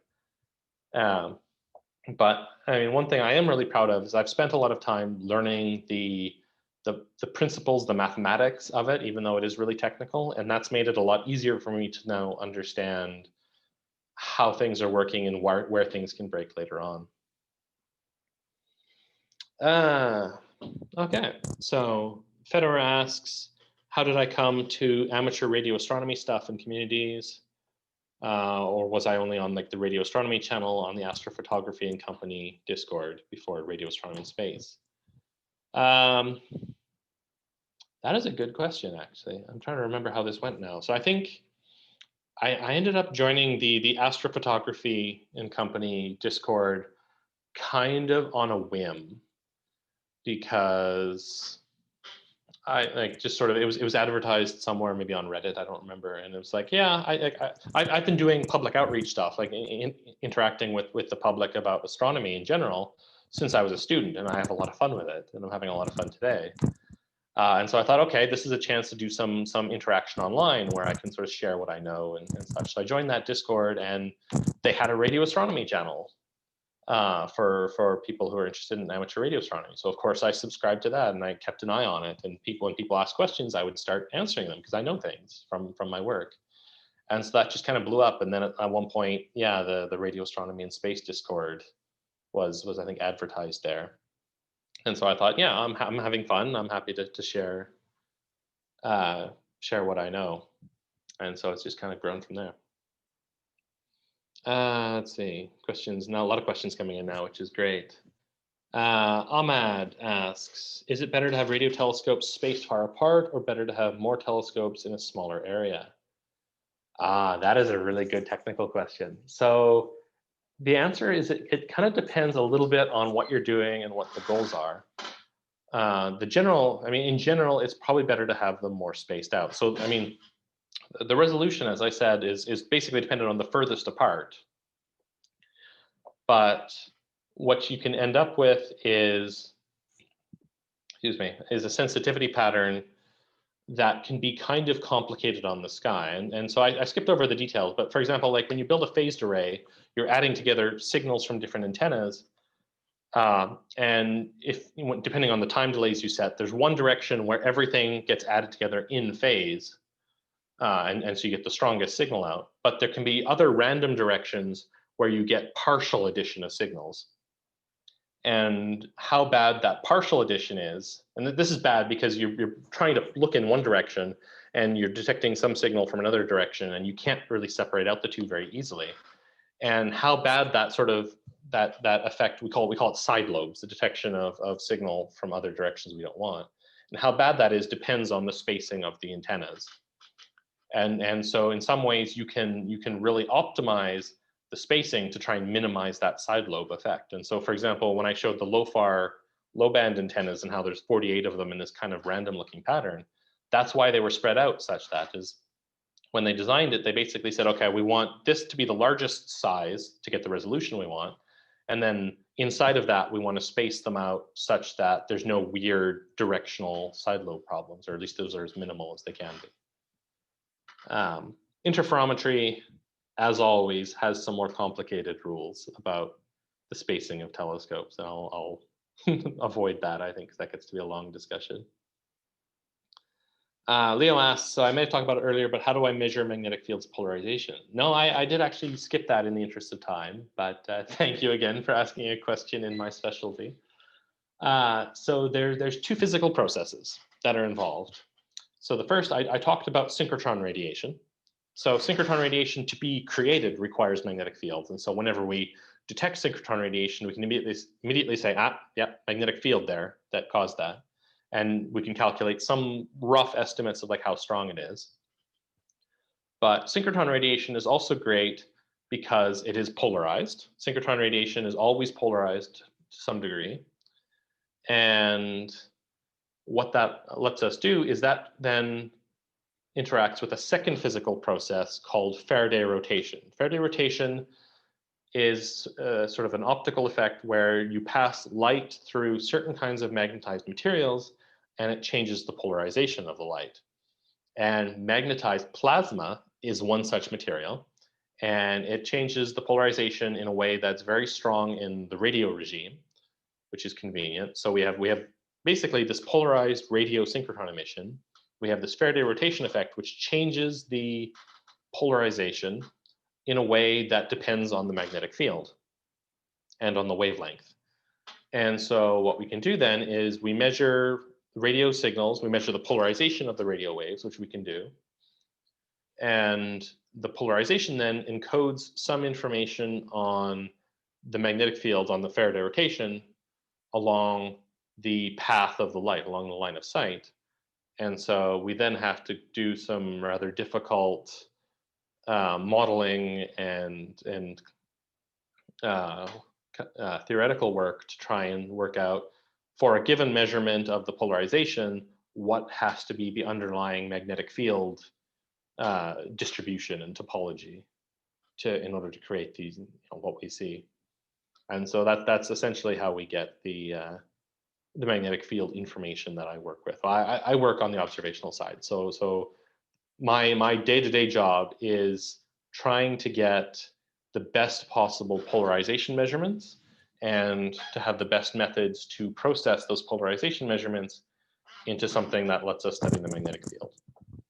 And so I'm mainly working on radio surveys. I work on software to take data from radio telescopes, the polarization data, and to process that, calibrate it, analyze it, and to convert it into results that are sort of easily usable for magnetism studies. Yeah, so over on Discord, I see Video Gameaholic is asking, have I developed my own software for radio astronomy data analysis? And yeah, that's great timing on that question. So yes, I do work on software. So a big part of my current job description is software development. And so I currently work a big part on data processing pipelines. The projects, the big observing surveys that I'm working on, we're going to map out huge chunks of the sky in polarization with better sensitivity than we've ever had before, and better frequency coverage. And we're planning the raw data we're going to get, we're getting data that's been imaged. So it's not raw interferometry data, it's been gone through the imaging process. But that data is going to be, trying to remember the numbers now, something like it's something like 500 terabytes of data over the next 5 years. And so I'm writing software that's going to be able to handle 500 terabytes of data and convert it into processed data products, which are also going to be large. They're going to be at the level of like 300 terabytes of processed data, including, and a small part of that is going to be like catalogs of radio sources, just cataloging them and listing their properties, but also just the huge image data products of the entire sky in radio polarization. And so I'm working on the software that handles that data. And I'm also working on software that deals with the analysis of that data and sort of converting it into sort of useful information on the magnetic field. And I really enjoy that work. I'd say it's something that is a bit of a challenge in science, in the sense that most of us are in jobs that we're trying to get for scientific results, and we're not necessarily focusing on the process of things, or it's hard to spend time on just the software and making the software perfect, as opposed to getting the software good enough to get a good science result. And so my current position is about getting that software into the best condition it can be, and so that's quite satisfying. Let's see. So Connor says he's still working on learning all the maths for interferometry. And it might take half his life, but he's dedicated. It is a lot of math. So I think I gave a list at one point. We were discussing it, and yeah, to basically learn interferometry is a lot of calculus, trigonometry, of course, algebra is a huge part of it. And then like specific things like the Fourier transform. And Leo says, yeah, that is a great recommendation, Leo. That 3 Blue 1 Brown has some really great videos on Fourier transforms and how to try and understand them at kind of an intuitive level. I've watched those videos and enjoyed them a lot, and I've learned some things from them. And Fourier transforms are a huge part. They're a huge part of physics, and they're an enormous part of radio astronomy. I sat down and I thought about this one day, and the data processing to go from signals on the sky, right? The signals from the sky, to go from that to the processed data that I'm interested in on magnetic fields, takes 3 or 4 different Fourier transforms in terms of processing the data and interpreting it. And Fourier transforms are a huge part of physics, because I mean, I won't go into the full explanation, but Fourier transforms are essentially about thinking of a particular signal in terms of being made up of different kinds of waves at different frequencies. And that is so true of a lot of physics. I mean, electromagnetic waves are made up of different frequencies. And so the kind of voltage signal that an antenna measures is very naturally can be understood in terms of how the Fourier transform, which tells us, instead of looking at the voltage fluctuating as a function of time, which looks a lot like static, the Fourier transform lets us say, let's think about this signal in terms of the different waves that are inside it and tease them apart and understand them. And it's such an absolutely powerful tool that it's so useful in any kind of wave in physics. Sound waves, I mean, a huge part of audio signal processing is Fourier transforms, just because sound waves are waves with different frequencies. So it's an absolutely huge thing. Video Gameaholic asks, any personal theories on radio astronomy? That's an interesting question. So I'm going to shift the question slightly, which is, one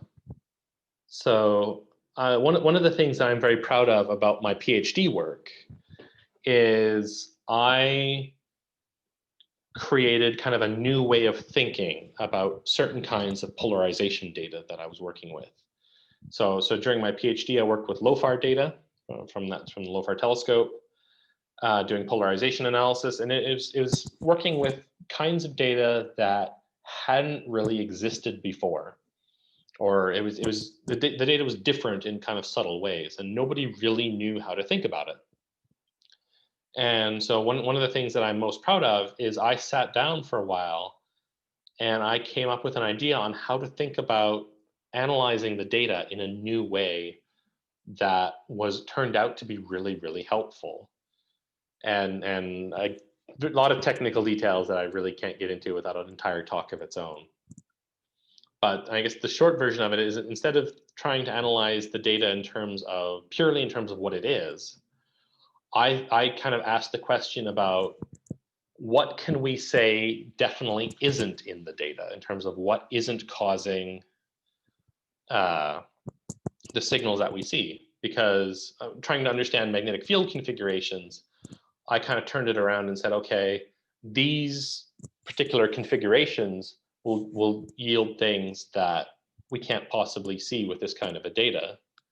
And so we can rule those out, and then that gives us a much sort of smaller parameter space to think about what kind of systems could be existing or how things could be shaped. And so a couple of people have basically used that technique now on their own similar data. And that has been incredibly satisfying to see people take my way of thinking about it and run with it and use it on their own things. And so that's been incredibly satisfying. Connor, why haven't I earned a Nobel Prize yet? Nothing I've done has been really groundbreaking in terms of exciting new physics. There have been a lot of really great Nobel Prizes that have been related to radio astronomy. So pulsars, the discovery of pulsars was a Nobel Prize, I think.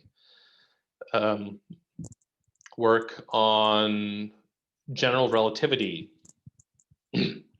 where they discovered a double pulsar, two pulsars orbiting each other in a very close orbit, and both being detectable as pulsars. And that was amazing because they could do incredibly precise tests of general relativity, which says things about how gravity works under very extreme conditions. And so they had these two pulsars where where the pulse would be flying from basically a pulsar in the back, the pulse would be flying past the pulsar in front and would be affected by general relativity. And they measured the effects of this, and it worked. General relativity correctly predicted the behavior of the double pulsar. And that measurement was basically like the strictest test of relativity conducted at that time. It was amazing. And Leo says aperture synthesis. Yeah, I think you're right, actually. I'd forgotten about that one. I think aperture synthesis was an early Nobel Prize. That was a long time ago. I'd forgotten about that one. Apostolos, how much of interferometry math is used in practice when doing radio imaging? Is it useful only for understanding how it all works in theory, or do you need to apply the math in a manual fashion? Yeah, no, I think you're definitely on the right track there. Like, as I said, I started doing interferometry by following an instruction manual for the VLA, where they call it a cookbook. it was the VLA cookbook on how to process VLA data to get good results out. And it was literally an instruction manual where, I mean, for the most part, you could do 90% of it just following the instructions, where it's like, first you do this step to your data, and then you check to see if this looks right, and then you do the next step, and you check to see if that looks right. And so that was how I started. And I mean, just following the manual is tricky and takes some understanding. And I guess a fun thing I'll say is that VLA data is available for free to anyone online. Like they have a public archive of data, and the software that we use these days to process VLA data is also free and public. And so anyone could practice for themselves. There's tutorials online. When I taught my radio course last year, I had my students follow one of the tutorials to process a VLA data set from the online instructions using the software. And so I think anyone could do it. It is kind of technical, so you'd have to take some time to follow it and careful about understanding what you're doing. But yeah, the math is not needed to follow the cookbook. The math is needed to understand when things go wrong. And so, like, for example, there's the VLA runs an interferometry summer school every 2 years, I think, 2 or 4 years, I don't remember. But as part of the summer school and the classes they give, they show if you have this kind of a problem where, for example, the phase measurements are off, this is how it manifests in an image. And so they show you some of these. But just knowing some of that from them telling you that only gives you a limited understanding. You have to dig into the math to get an intuition, sort of a mathematical intuition for, if this problem exists, this is where the cause could be in terms of the process. And so that's where I've grown a lot as a radio astronomer, going from my first student experience of following the cookbook to then having to say, okay, this is going wrong, and so on, and this is what the cause is, and so that's something I've become so much better at as a result of spending the time to learn the background. Is just becoming better at being able to diagnose it, I guess, essentially. And so, yeah, Connor asked, is the cookbook public? Yeah, the tutorials, the updated versions, they've switched away from sort of the old cookbook. They upgraded the software a few years ago, or completely new software. And so tutorials are all online.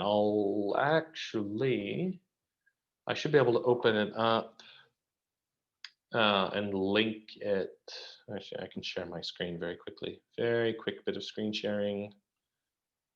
There we go. So that should be popping up. So the name of the VLA software is called CASA, the Common Astronomy Software Applications Package.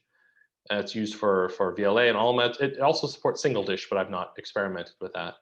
And so there's instructions somewhere to download the software, and then CASA tutorials here for the VLA. For a bunch of these, so I did the 6 centimeter continuum imaging mosaicing of a supernova remnant. I did this tutorial last year, and it's pretty good. And so it says, yeah, there's the tutorial. You have to download 3 gigabytes of data, and then it involves steps like inspecting the data, calibrating the data, getting an image, self-calibration of data. And then, yeah, if you click into it here, there's all of these steps. And the tutorials, in my opinion, they have some limits in terms of how much information they give you in terms of like explaining it. It doesn't do a great job of explaining the underlying basics, like I said. And some of it, there are some more, a lot of like online wikis and stuff that give some more information, but it's yeah. It won't give you a complete understanding, but it is something to play with, and all of the software, all this stuff can be done by anyone. It's how much you learn from it is kind of hard to say, but it's all possible and doable. Fedor asked me, was I good in school? Yeah, I did well in school. I like even in high school and such, I knew I was good at math. I enjoyed physics. I was interested in space stuff, right, as a kid, of course. And so I knew that I wanted to do something that did involve sort of technical things, mathematical, scientific things. And so yeah, I did reasonably well, like going through university and stuff. I was fairly good, but you don't have to be necessarily. And I don't want to give the impression that you have to be a genius to do this stuff, because it's not true. I mean, I know that like I'm not really that much of a genius, and a lot of my colleagues aren't either. And we do the work, and it's hard work, but I think a lot of people can do it. And yes, you should, like, if this is what you want to do, then definitely put the work in math, in high school physics and stuff. I mean,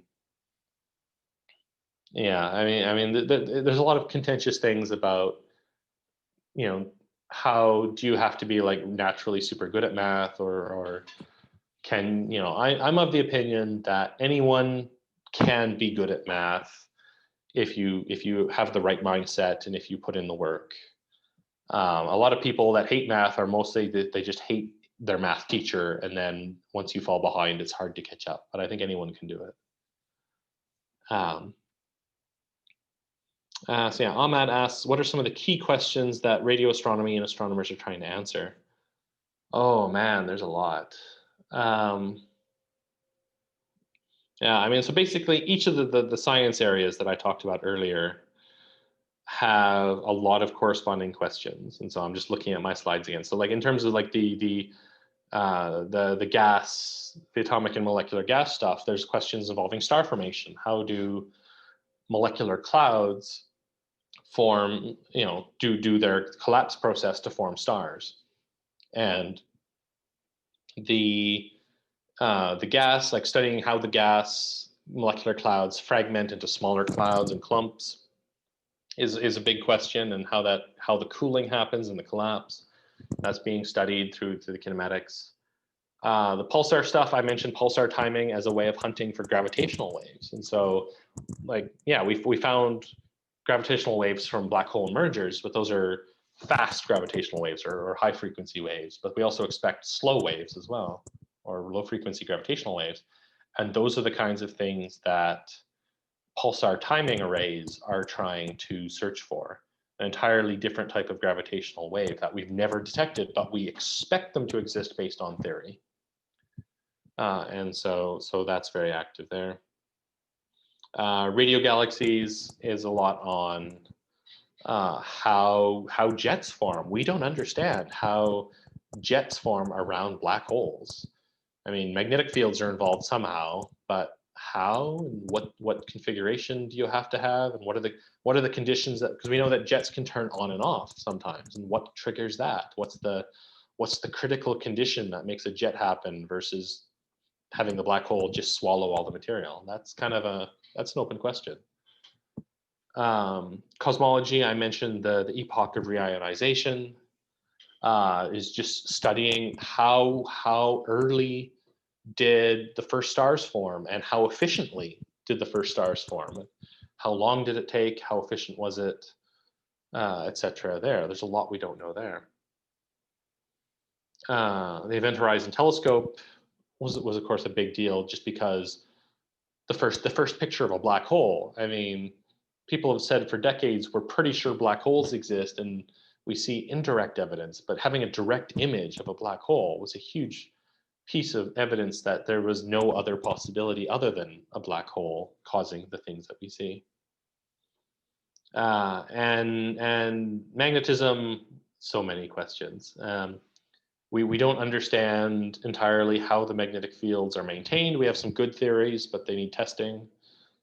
How do they get to the shape they had? We don't know how early in the universe magnetic fields got to be strong. We don't know if there was magnetic fields associated with the very early universe around the Big Bang. There's a big question about primordial magnetic fields, so magnetic fields from the Big Bang, versus magnetic fields being created later on by the first stars and the first galaxies. So what was the first magnetic field, and how did it get there is a big question, big question. And so, yeah, I mean, these are just the science areas that I highlighted today. I mean, there's so much other cool stuff going on that I just don't even have time for. The stuff that I like, whenever I go to a big radio conference, I learn about new things that are going on. People studying the sun and solar bursts to see about space weather. People studying Jupiter, and people studying brown dwarf stars, which create radio emission flares, and trying to study how flares on brown dwarf stars and red dwarf stars work. There's so much cool stuff there. There's talk about detecting exoplanets by looking for the aurora borealis on planets around other stars. That could happen. So much cool stuff going on. So Leo asked, if you want to go into a radio astronomy career, is it good to just go through high school and university and specialize later? Is there something you can do to get into the field early on? I don't think there's really any need to do anything early on. So I didn't get into radio astronomy until after my third year of undergrad, where I started a research position. Like I had no classwork at that stage on radio astronomy specifically. I just had the physics and the astronomy general background. So there's nothing specific, I think, to radio in that way beyond, learn the math and the physics when you can. Programming is good. That's also true for all of astronomy and physics. I mean, a person who is incredibly keen, you can start playing with amateur radio astronomy, as some of the people here have. There's some fun things you can do, although how much that prepares you for like some stuff, it's hard to say. I mean, I have never had an amateur radio telescope. I've never built my own radio telescope. Someday I'd kind of like to, but it hasn't really impacted my, like, I don't work on hardware in my job. I work on data, I work on software. And so I haven't really missed that. I don't think that's really hurt me at all, not having the hardware experience. And so this is the hardest thing for me interacting with the amateur radio astronomers is people are always coming up with these hardware questions. It's like, oh, can I build this antenna or that antenna, or what works better for this dish or that dish? And it's like, I don't own a dish, I don't know. I can talk about the physics, the general principles, but circuits, amplifiers, I've not played with them. So that's the fun, different thing. So yeah, once again, Video Gameaholic asks, are radio astronomers the Chads? Nah, I mean, all of astronomy is great.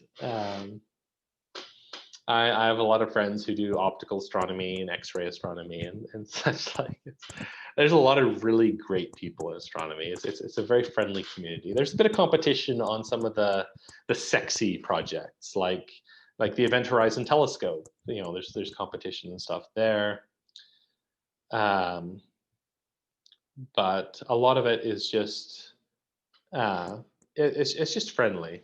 Like, especially like I really enjoy the magnetism and polarization corner of radio astronomy, because what we do in magnetism is not super sexy. It's not likely to be Nobel Prize level material.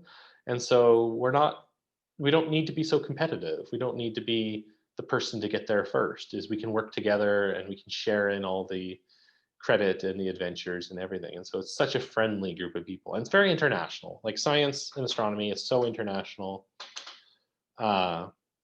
Like, I have so many friends and colleagues around the world, and I have all these great meetings, that involve people in so many time zones.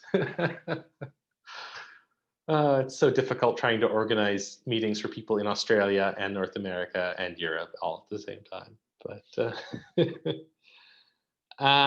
yeah. All right. Feder asks, how does COVID-19 affect my work? That's a good question. So I've been working from my apartment for the last 10 months now, since the end of March, because most of my work is research-based and it's all software-based. I don't need to go into a lab or go to a telescope at the moment. And so I've been able to continue my research. I'm not as productive at home as I am in the office, but because I have all these international meetings, I'm used to doing teleconferencing. I'm used to Zoom meetings and time zone problems. And so, switching to doing online stuff has not really been a big problem for me. There were some telescope closures at different points during the COVID pandemic, and that slowed down some of the data collection for different projects. And I mean, all of everyone working from home is less efficient. They're not as effective, and so that slowed down things like getting data processed. But for the most part, science goes on. So yeah, hi Lustra, missed the lecture. Yeah, sorry, we're kind of at the end, although I'm happy to take questions for as long as there's questions and as long as I'm not tired. But I am going to post this on YouTube as soon as I can, and I will post the YouTube link on the Radio Astronomy and Space Discord channel. So if you keep an eye on the Discord, and we'll I'll try and have that posted before too long. So yeah, Video Gameaholic asks, have I ever thought about getting a teaching position at a university? Yes, absolutely. I mentioned a couple times, I taught a course last spring for PhD students on radio astronomy. It was just a short little course, but it was so much fun. and I enjoyed it. And one of the reasons I did, I mean, I did it because mostly I thought it'd be fun, it'd be good for the students, but partially is I wanted to get teaching experience, because that's great when I eventually will start trying to apply for professorship positions at universities. Because that's kind of what I want to do at the moment, is try and aim for a professorship that lets me do some teaching, lets me do some research, lets me supervise some students. I have for the last couple summers, I've had summer students working on projects with me. And so I enjoy all of that, and that's what I want to keep doing for the rest of my career if I can. But science careers are a bit of a gamble in the sense that there's a lot of people that want to do them, and there's not so many jobs available. And so I'm kind of at the point in my career where it's a bit of a gamble as to whether or not I'll actually be able to get a teaching position, because there's a lot of competition. There's a lot of great people out there doing great research, good at teaching, all of those things. And so, you know, I'm hopeful that I'll be able to get into a full-time professorial position in a couple of years, but I'm not quite there yet. Let's see. So I see Connor was asking me whether I've done anything with LIGO, specifically the one in Hanford. So I don't. There's no direct connection between my magnetism research and gravitational wave research, but I do know one of my colleagues here in Toronto has a connection. So one of the professors in my department is connected to LIGO because she does the follow-up observation. So the idea being is that LIGO is going to detect a gravitational wave event, and they send out an alert message through a particular online network, and all kinds of telescopes around the world are listening for these alerts. And as soon as they get one, they're going to observe the position of the gravitational wave event to try and see, is there optical emission associated with it? Is there radio emission? Is there X-ray that goes along with the gravitational waves? And so yeah, one of the professors I work with here is doing part of that. And I think she does the optical part. She's an astronomer that does both optical and radio data. She works on transient events like gravitational waves. And so she works on that. And I get to hear about some of her stuff, that, you know, some of the events that's happening with LIGO and the discoveries and all the work that goes into setting up all these telescopes to be ready to respond to alerts. And so I get to hear about that, but I'm not directly involved in it. All right, so yeah, we are over time, but as I said, I'm happy to keep taking questions for a little while longer. I'll have to grab lunch before too long, but yeah, anything else?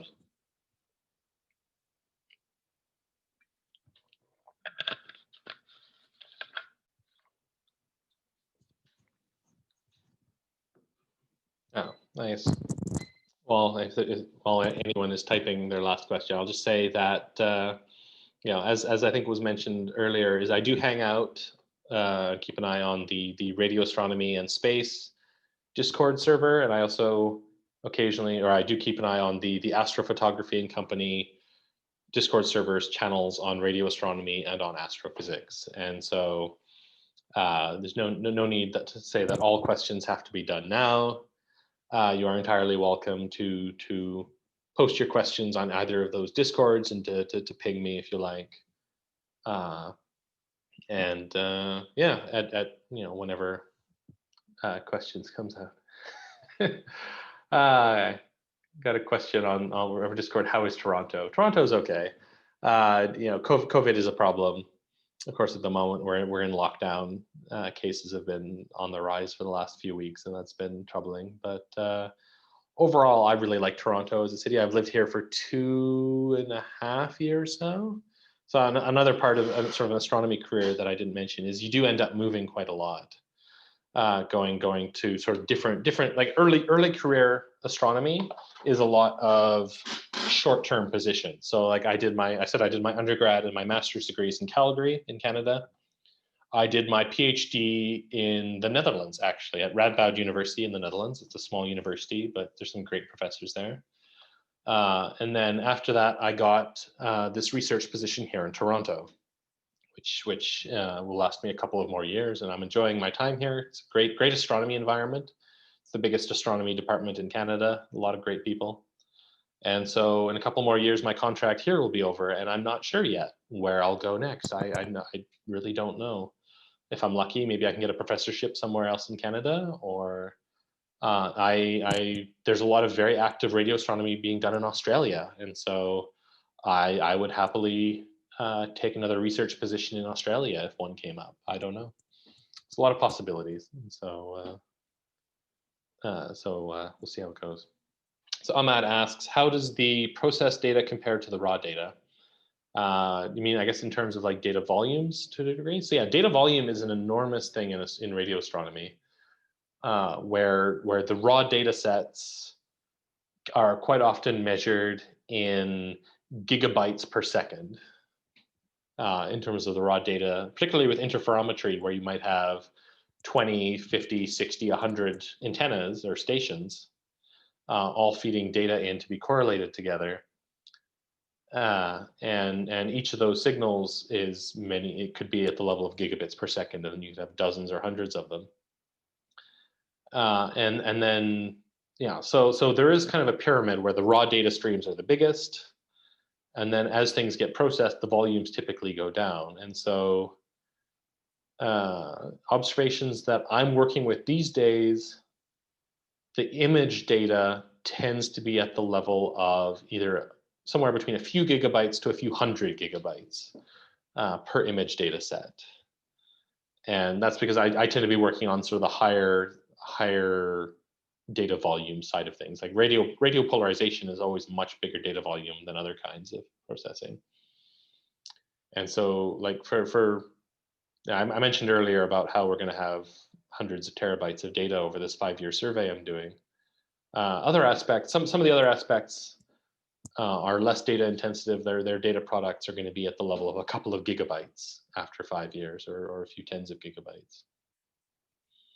And so it is a very computationally intensive part of astronomy, much more than optical astronomy, because so much more of our signal processing is done in a computerized way.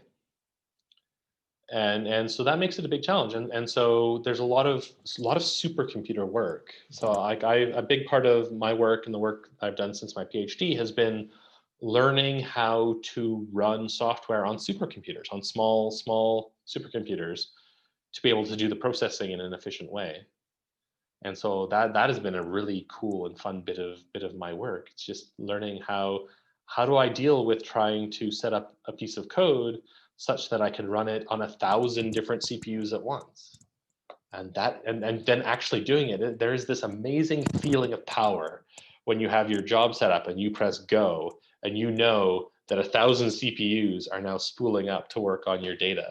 That is so amazing and so much fun. Video gameaholic. Do you feel cool when called a doctor? Yes, I do actually. So yeah, I got my doctorate in the end of 2017, October of 2017. I defended my PhD thesis, and that was intense. That was a really emotional moment. And yeah, so at the end of the PhD defense ceremony, the way they do it in the Netherlands is they grill you for most of an hour on your research. You know, did you do a good job, and what do you think about this, and why did you do that way, etc.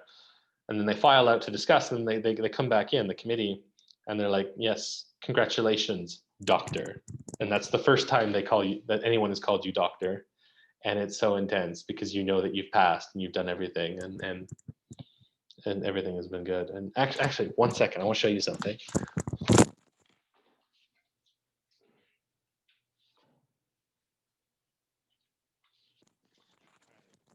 This is a really cool aspect of the Dutch PhD system. Not all countries do this, but in the Dutch system, every PhD thesis gets printed out as a book, and so this is my PhD thesis.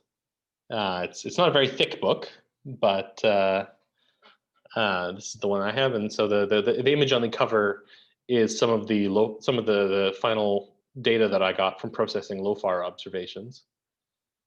Can you buy a copy? No, sadly, they're not on sale. I do have a lot of spare copies. So I guess maybe at some point we should hold a competition, and whoever wins the competition, I can mail a free copy or an autographed copy at some point. We can talk about that another time. Yeah, so that was my PhD. That was a 150-page book that I wrote on the research I did in the 4-year period of doing my PhD. And so yeah, every PhD involves making some kind of scientific advancement in the field. And so my work with Lofar was what I did, Lofar polarization.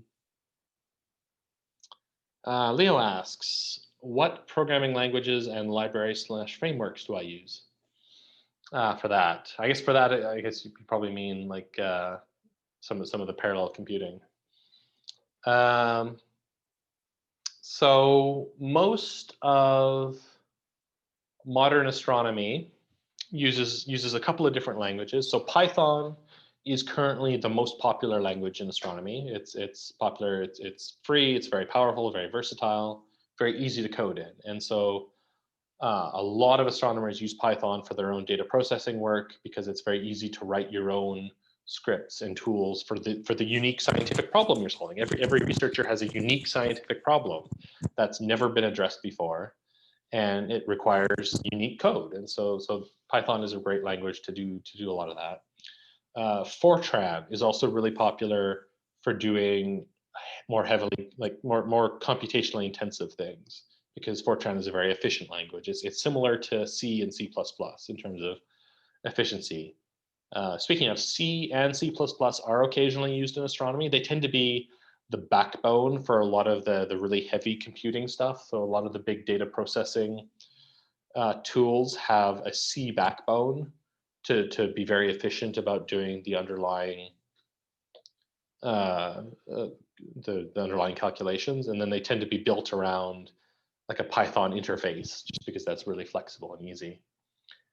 So those tend to be the most common or the most popular language. Things tend to evolve. 20 years ago, there was a language called IDL, Interactive Data Language, that was popular. I learned it when I was a student because my supervisor used it, but I don't use it anymore. It's kind of fallen out of favor. It's not. It costs money is the biggest problem. But so there's different things like that, and so the computing, in terms of like the big parallel computing, there's a couple of different systems, and MPI is the one that's really popular. I don't know what that stands for, but other kinds of architectures like that tend to involve Fortran and C. And for the most part, I've not worked at the level of actually setting up a lot of the parallelized codes. I tend to use existing codes for that, and then built my own kind of pipelines and frameworks around them to make them do the necessary steps that I need. Other than that, yeah, okay. So I think I've caught up on all the questions. So I think, yeah, why don't we call it there? It's been a lot of fun. Thank you all for hanging out and asking questions. So I think I will end this today, but as I said earlier, I will be keeping an eye on the Discord. So feel free to keep poking me there today and beyond.